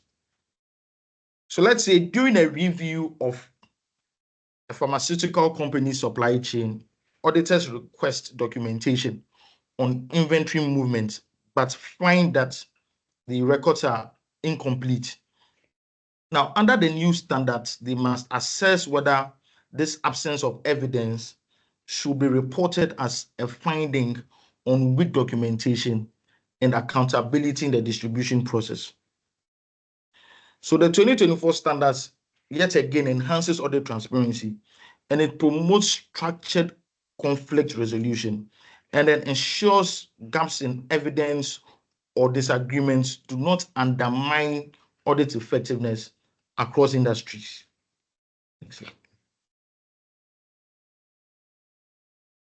Now, analysis and potential engagement findings. Now, auditors must compare evaluation criteria with the actual state of the activity under review. Now, any gaps between criteria and reality indicate a potential engagement finding that must be documented and assessed further. Now, this is very important because it provides a structured approach to identifying findings rather than relying on subjective judgment.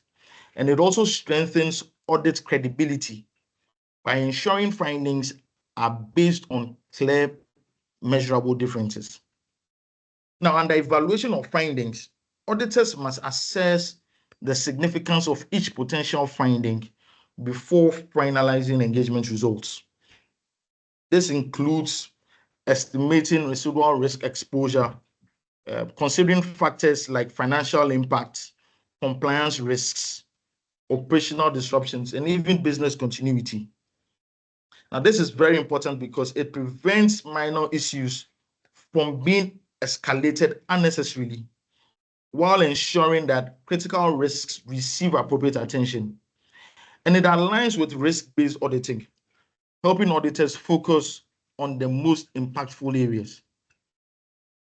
Now, in demonstrating compliance, you would have work papers documenting analysis. You would also have sampling processes, test populations, and selection methods. So let's say during an audit of a retail company's inventory management system, auditors identify that 10% of stock records do not match actual inventory counts. They would have to then compare this against the company's inventory control procedures and flag it as a potential finding for further review. So the 2024 standards ensure that audit findings are based on robust analysis and are prioritized effectively, helping the internal audit function focus on key risks and drive meaningful improvements. Okay, we're going to look at communicating engagement results and monitor action plans. The last slide. Right, great. Now, final engagement communication. The final engagement report must clearly specify who is responsible for addressing each finding. So you either name the individual or the role. So if the name is Mr. Agbesi, you will indicate Mr. Agbesi. If Mr. Agbesi is the head of procurement, you could also indicate the head of procurement. And also the standard requires that when corrective actions are expected to be completed, you will also indicate that in the report. Now, if management initiates or completes corrective actions during the audit, the final report must acknowledge those actions. Now, this is very important because it ensures accountability for corrective actions, and it enhances transparency by recognizing management's proactive actions.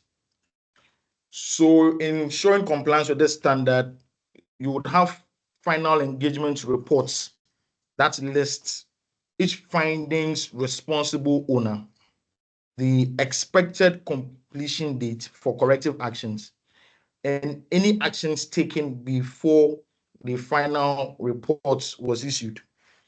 So let's see, let's look at a scenario. An internal audit of a manufacturing firm's supplier payments identifies weaknesses in vendor due diligence.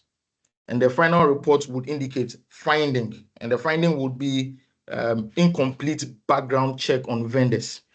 The owner will be the head of procurement or Mr. Agbesi. And the action plan will be to implement a centralized vendor verification system. And you would have target completion date. And that will be, let's say, 31st March 2025. So you could have, maybe management would have taken some action. So you could say that as at 19th March 2025, management has initiated a review of high-risk vendors, right? So the 2024 standards strengthen accountability and improve audit follow-ups, ensuring that corrective actions across different industries are effectively tracked and completed. So this brings me to the end of my session. I would hand over to Favor to continue. Thank you. Thank you very much, Frank and Anthony. Thank you for this insightful presentation, and thank you for unpacking some of the changes to the internal audit standards. Anthony and Frank have brought to the fore the need for an internal audit strategy, speaking to professional skepticism, the expectations of the board and management as it relates to the internal audit function. And I want to believe everyone on this call has been able to glean some insights from the presentation. We seem to be running behind on time, but I would want to crave our indulgence to just allow us 20 more minutes to wrap up with this webinar. Up next, I would like to bring up Amaka Wadia. Amaka is a manager in the Internal Audit Governance, Risk and Compliance Services Unit of KPMG in Nigeria. And quickly, Amaka will be walking us through how the changes to the standards affect auditors and organizations. And he would also be providing us with steps for transitioning and best practices. Amaka, please, over to you. All right, Favor, thank you very much. And yes, and well done to the team so far. I would not spend much time in terms of speaking to the changes and how it impacts the organizations, because I know that Frank and Mohammed have spoken extensively to this. But then I would leave us with a few thoughts when it comes to this. The first one, the next slide, please. The first that you would need to take home is that when you look at the standards and the spirit, the guidelines around it, you would understand that there is that clamor for strengthened governance structures in our organizations. And that's why it's very important as professionals that we're able to articulate what these changes mean for organizations, and to then be able to confidently take these changes and recommendations to those charged with governance, that's the audit committees and the board, so that they are able to understand that truly the oversight responsibilities have increased, and there needs to be that work, that collaboration between all parties for us to be able to see the results, that we envision. The second bit is also saying that, more than ever, we have gone past being compliance when you think of internal audits. We are being seen as trusted advisors. We're being seen as strategic business partners. And for us to truly be able to do this, it means that we need to be able to articulate, those key risks our organizations face, and also to be able to give some assurance when it comes to our reviews that we have fully captured those areas, right? So it's very important that we're able to articulate this, and that we're functioning and operating in a very flexible and adaptable way. I know a lot of us, for example, would have created our audit plans for the year, etc., etc. But then you have changes to the standards. Beyond this, per time, you would have emerging risks that your organizations would face. How prepared are you? How flexible and adaptable are you to be able to pick up these areas and provide a plan towards giving comfort on these things? So we have to really think about this and expand, our horizon when it comes to how we audit. The third bit is speaking to a competency. It is clear that we have to go beyond just certifications. There is that clamor for continuous professional development, right? And that's why, the standard has now made it more explicit in terms of what we should be doing. There needs to be that upskilling. There is the need for proficiency in data analytics. You want to think about how automation, for example, would help your function operate effectively. So these are some thoughts you need to live with when you think about the internal audit function. And then also finally, also speaking to the bits of technology, said that we have to operate effectively. We need to be agile. So we need to be able to look at our organizations and identify what kind of tools we would need to be thinking about or utilizing to ensure that we're effective. I'm sure, when I've spoken to, so many professionals, so many CAEs, you would understand that you may not always per time have a robust team working with you. But then it's very important that, irrespective, you're looking at the efficiency of the function.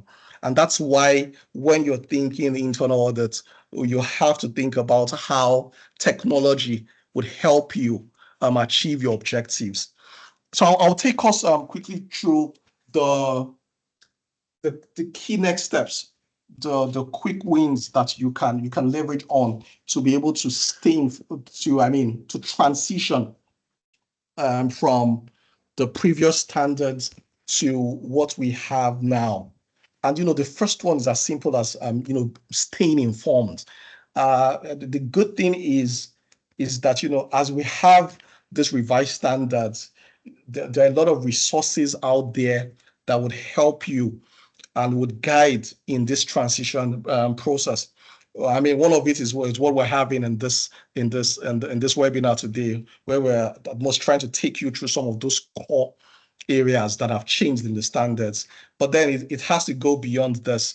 And I think it's also very good to note that, the IA Ghana and IA Nigeria are doing a lot in terms of sensitization and investments in ensuring that, professionals are very well carried along. I've looked at the participants in this meeting. I've seen a lot of IA members. I know I saw the IA Nigeria president, Simon Jude, on this call also at some point. So that shows that, there is that investment by professional bodies to also assist we as professionals in staying updated.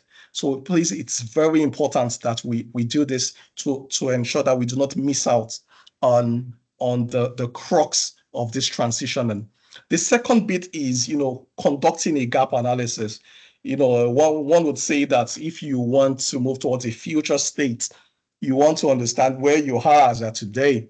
So it's very important to be able to benchmark your function vis-a-vis what the standards are saying. And, this is also something that, as KPMG, both in Nigeria and Ghana, we support varying organizations with, because it's important to be able to look at those very key areas of your function. Is it the people aspect? Is it the positioning? Is it the process?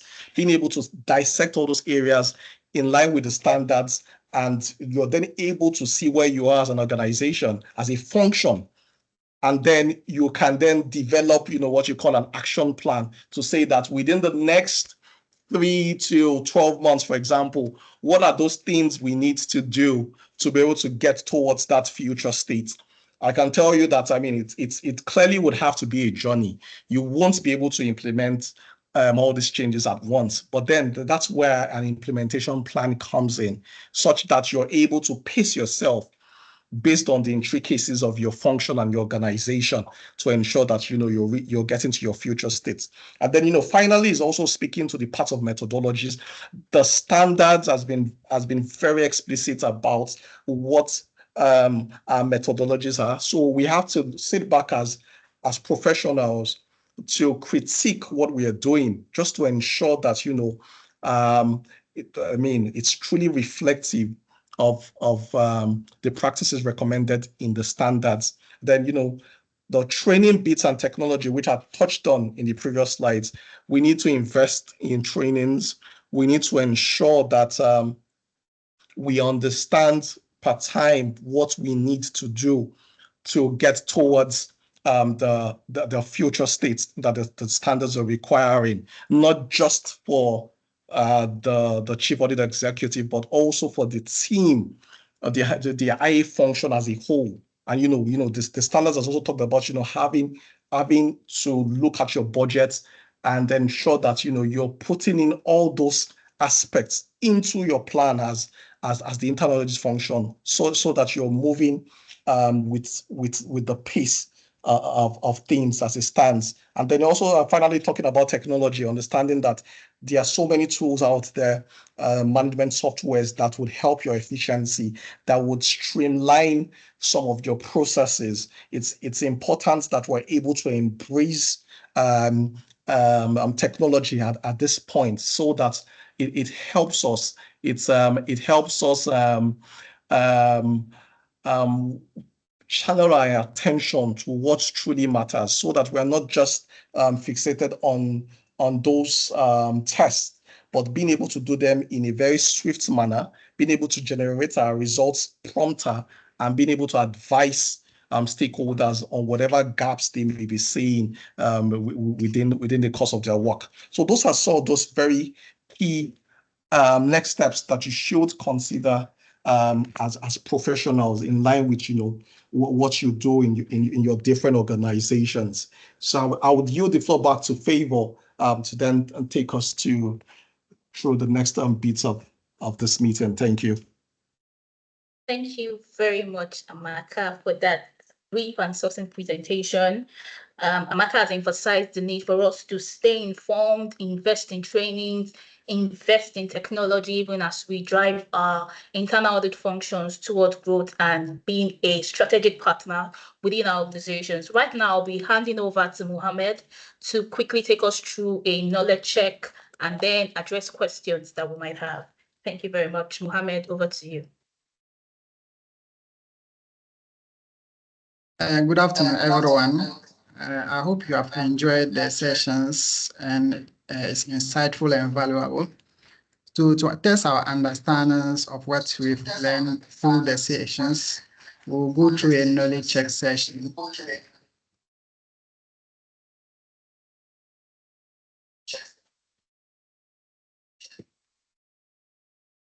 So for this, you have to scan the QR code to take you to a Menti. You enter your name, the name that you'll be using for the session. Then for those who is joining using laptops, a link will be dropped in the comments. You click on the link and use the code that will also be dropped in the comments to join the knowledge check session.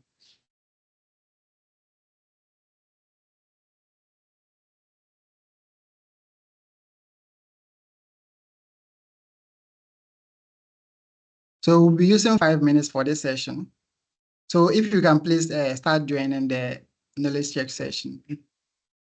Scan the QR code on the screen, and those using their laptops can use the link in the comment section to join.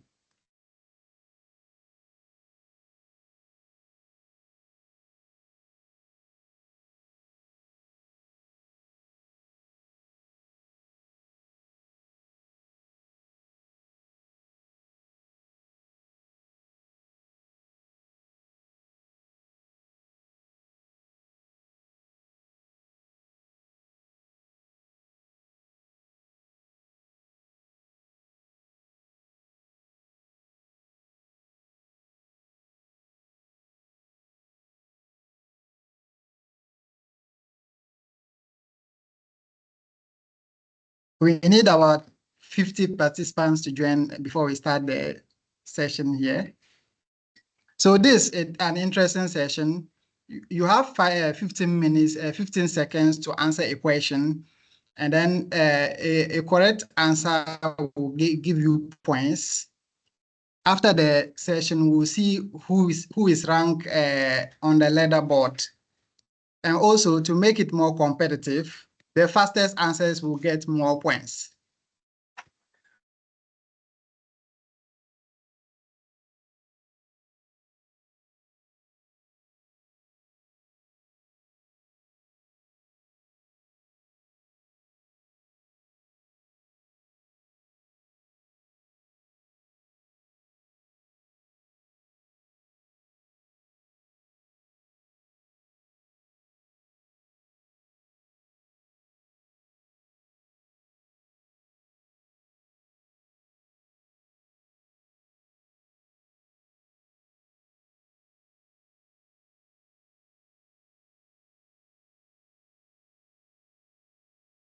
Okay, I hope everyone is ready. So let's start the quiz.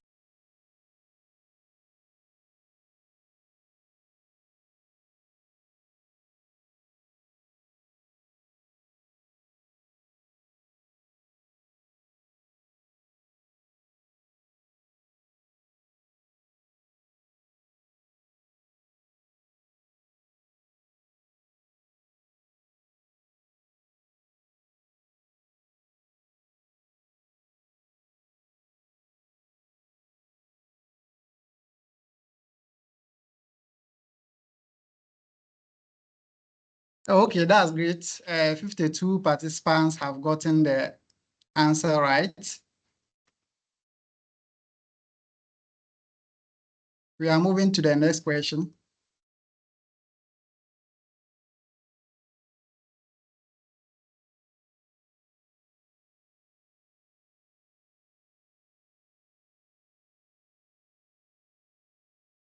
Yeah, so far, big dams is topping the leaderboard.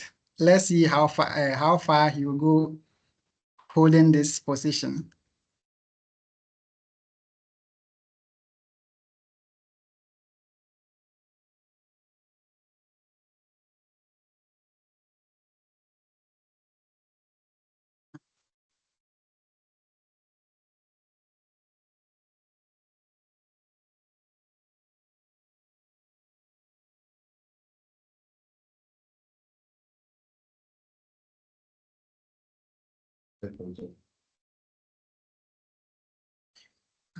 Static.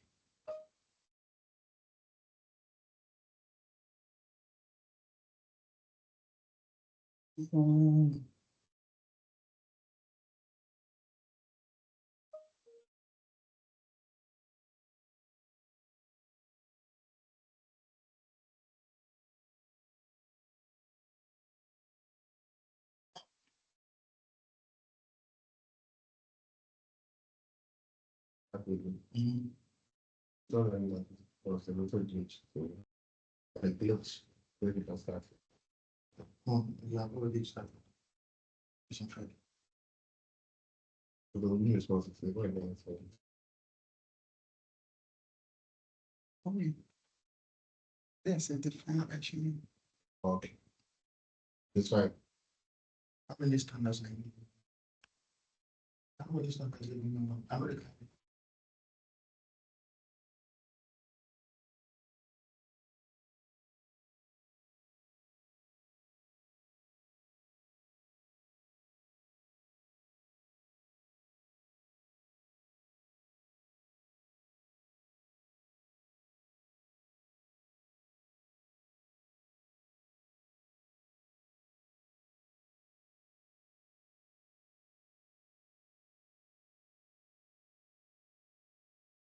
Yeah, for this question, I see a lot of people have got it wrong. For the domain one, we don't have any standard on it. It's just an introductory part of the new IA standards. So let's move to the next question.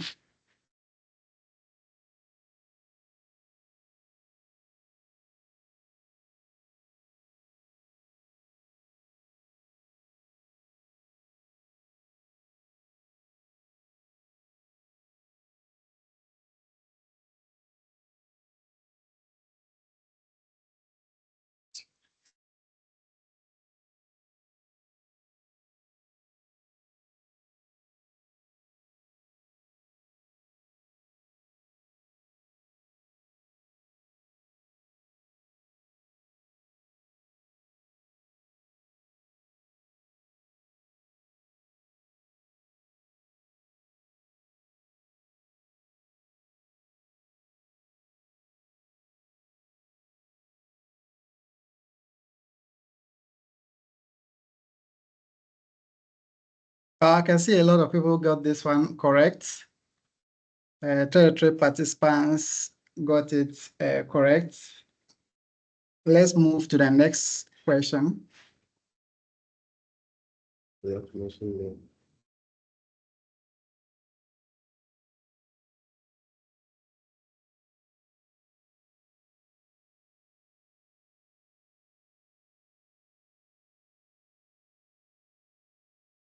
Now, David is leading the leaderboard with 2,854 points.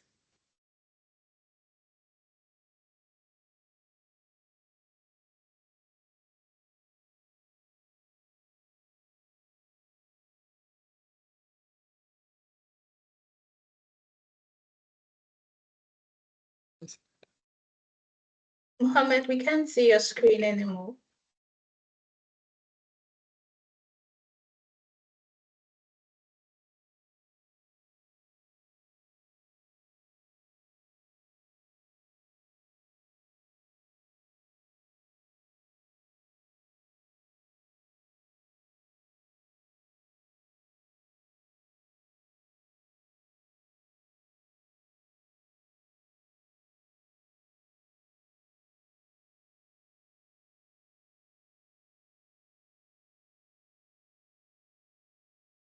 Hello, Mohammed.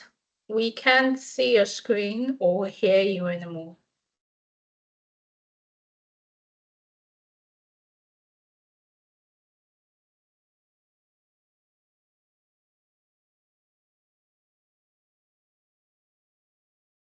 Yeah, the correct answer is true, and I can see a lot of participants have answered it correct.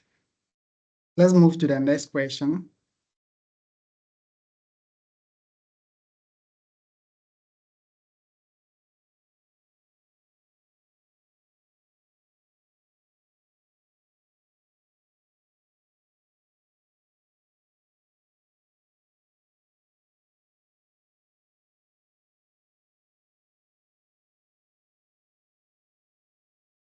You're talking, you mute.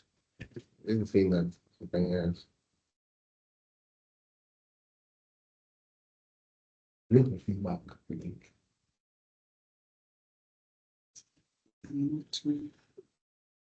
Please, let's post in the feedback.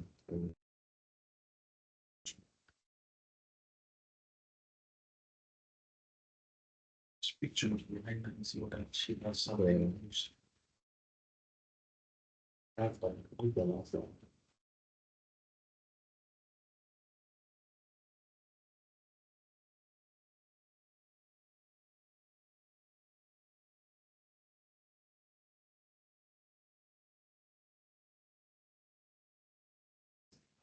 You want to change it? Hello, Mohammed. Your screen is turned off again and we can't hear you.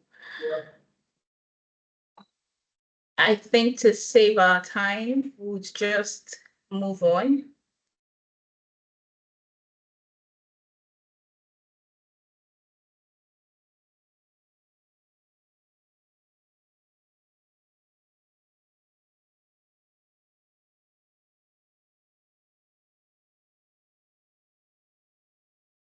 Mohammed, if you can hear me, please, can you put up your screen? We can't see your screen or hear you.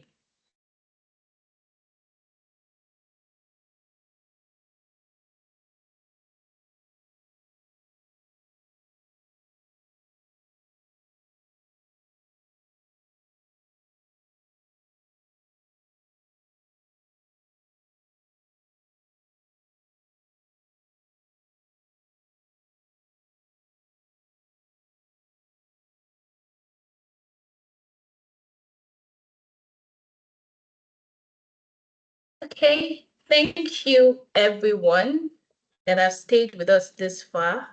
I know we've had a couple of questions dropped in the chat box, and some of them have been addressed.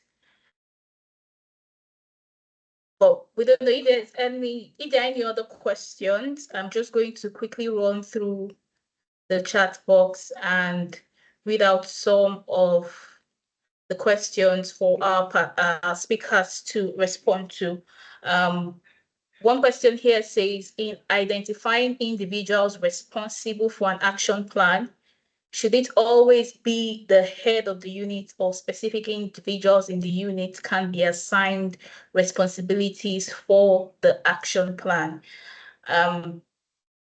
Anthony or Frank? This one too, a lot of participants have gotten it wrong. According Apologies, everyone. We have questions in the chat box. Anthony, Frank, I don't know if either of you can hear me, but please can you unmute your mics? One of the questions here says, in identifying individuals responsible for an action plan, should it always be the head of the unit or specific individuals in the unit can be assigned responsibilities for the action plan? Anthony and Frank, over to you, please.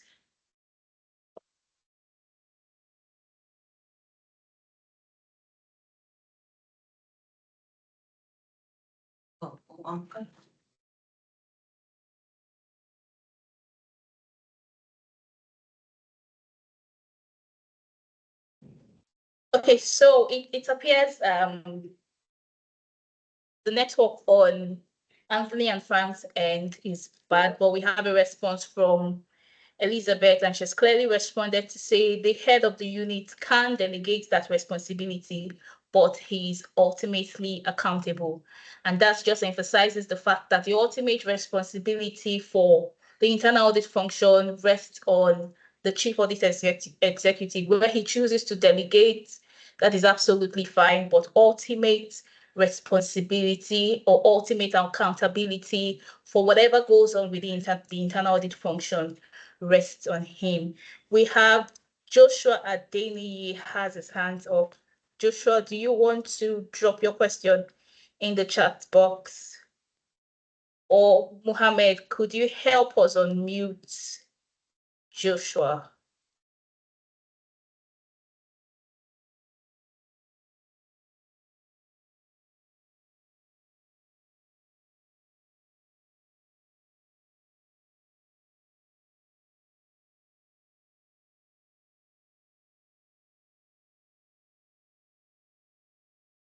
Hello, good afternoon. Can you hear me? Yes, we can hear you, Joshua. Please go ahead. Okay, I noticed that the chat column is not available for us to type in our question. But I don't know if it is possible you can give us access to that. The chat box is enabled. I'm not certain why you are unable to drop your questions, but you can go ahead and ask your question if that's fine. And we would address the question.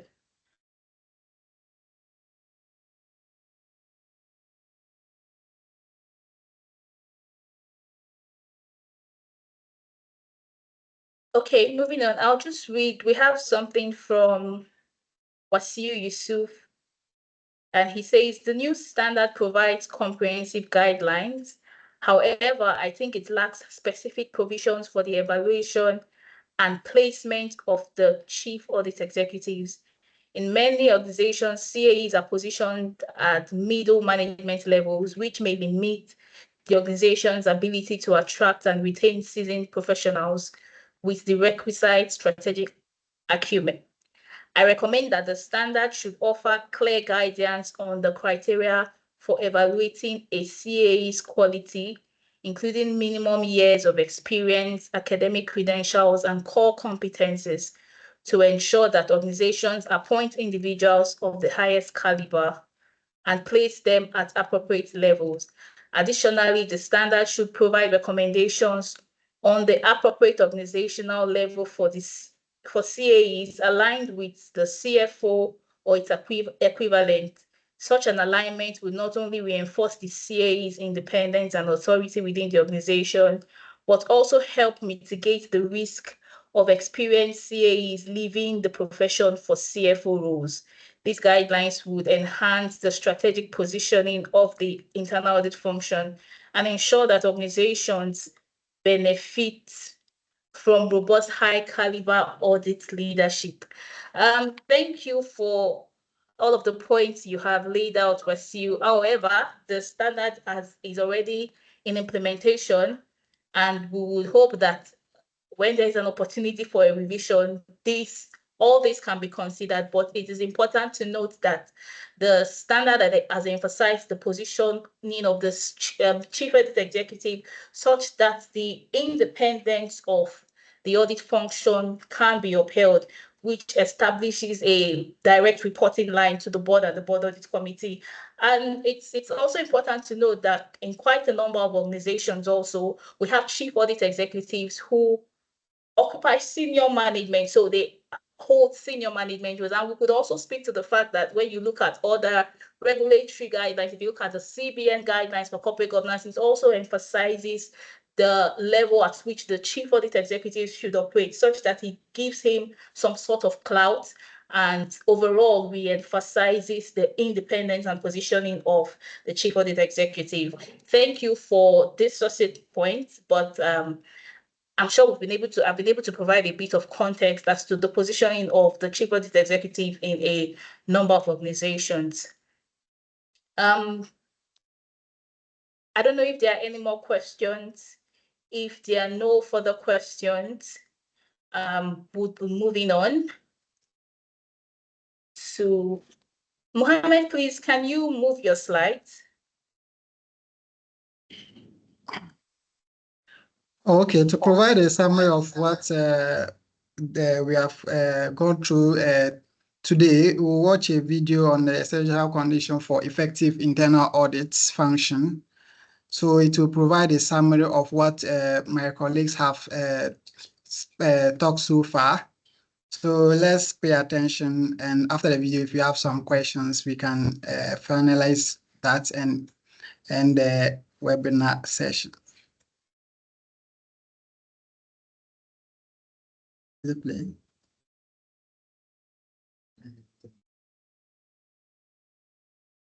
Is there sound? Is there sound?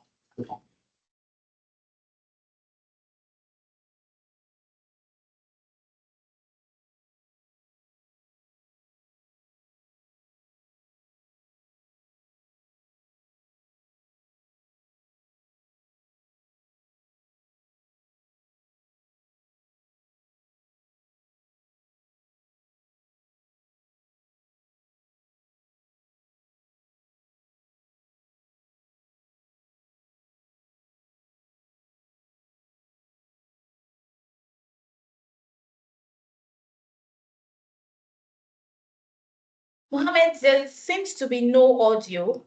We can't hear the audio for the video.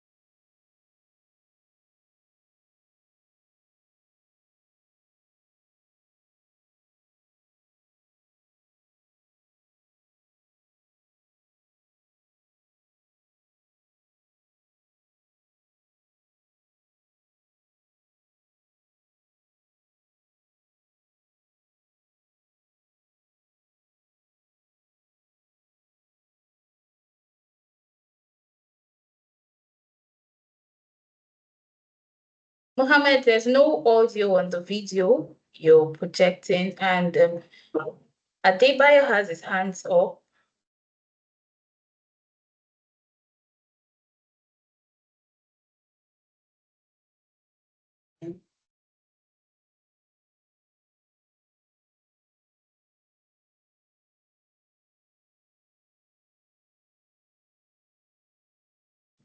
Okay, sincere apologies for the issues we're having with the video, but we seem to have overshot our time, and would like to wrap up the session at this point. Would like to say a very big thank you to everyone who has joined in, and we are hoping that it has been an insightful session and a learning experience for us. But obviously, we know that the learning does not end here. There's still a lot to unpack with the global internal audit standards. And even as we move on to our various organizations, it's imperative that we look into what the standard requires of us. And as one of the things we do in KPMG, both in KPMG Nigeria and in KPMG Ghana, we have capacity building programs where we engage with internal audit functions, engage with your internal auditors, and we're able to provide trainings, tailored trainings that helps to address competency gaps.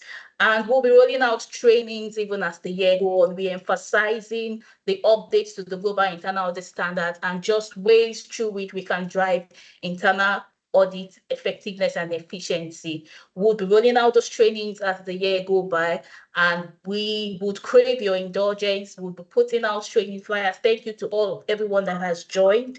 We'll be putting out training flyers, and would expect that you would engage with our trainings even as we go on through the year. Thank you once again to everyone that has joined. We hope that this session has been able to provide a bit of insights to drive growth and to further reinforce the fact that as internal auditors, we are not just compliance focused, but we are strategic business partners for our various organizations. Thank you once again, everyone, for joining. Do enjoy the rest of your day.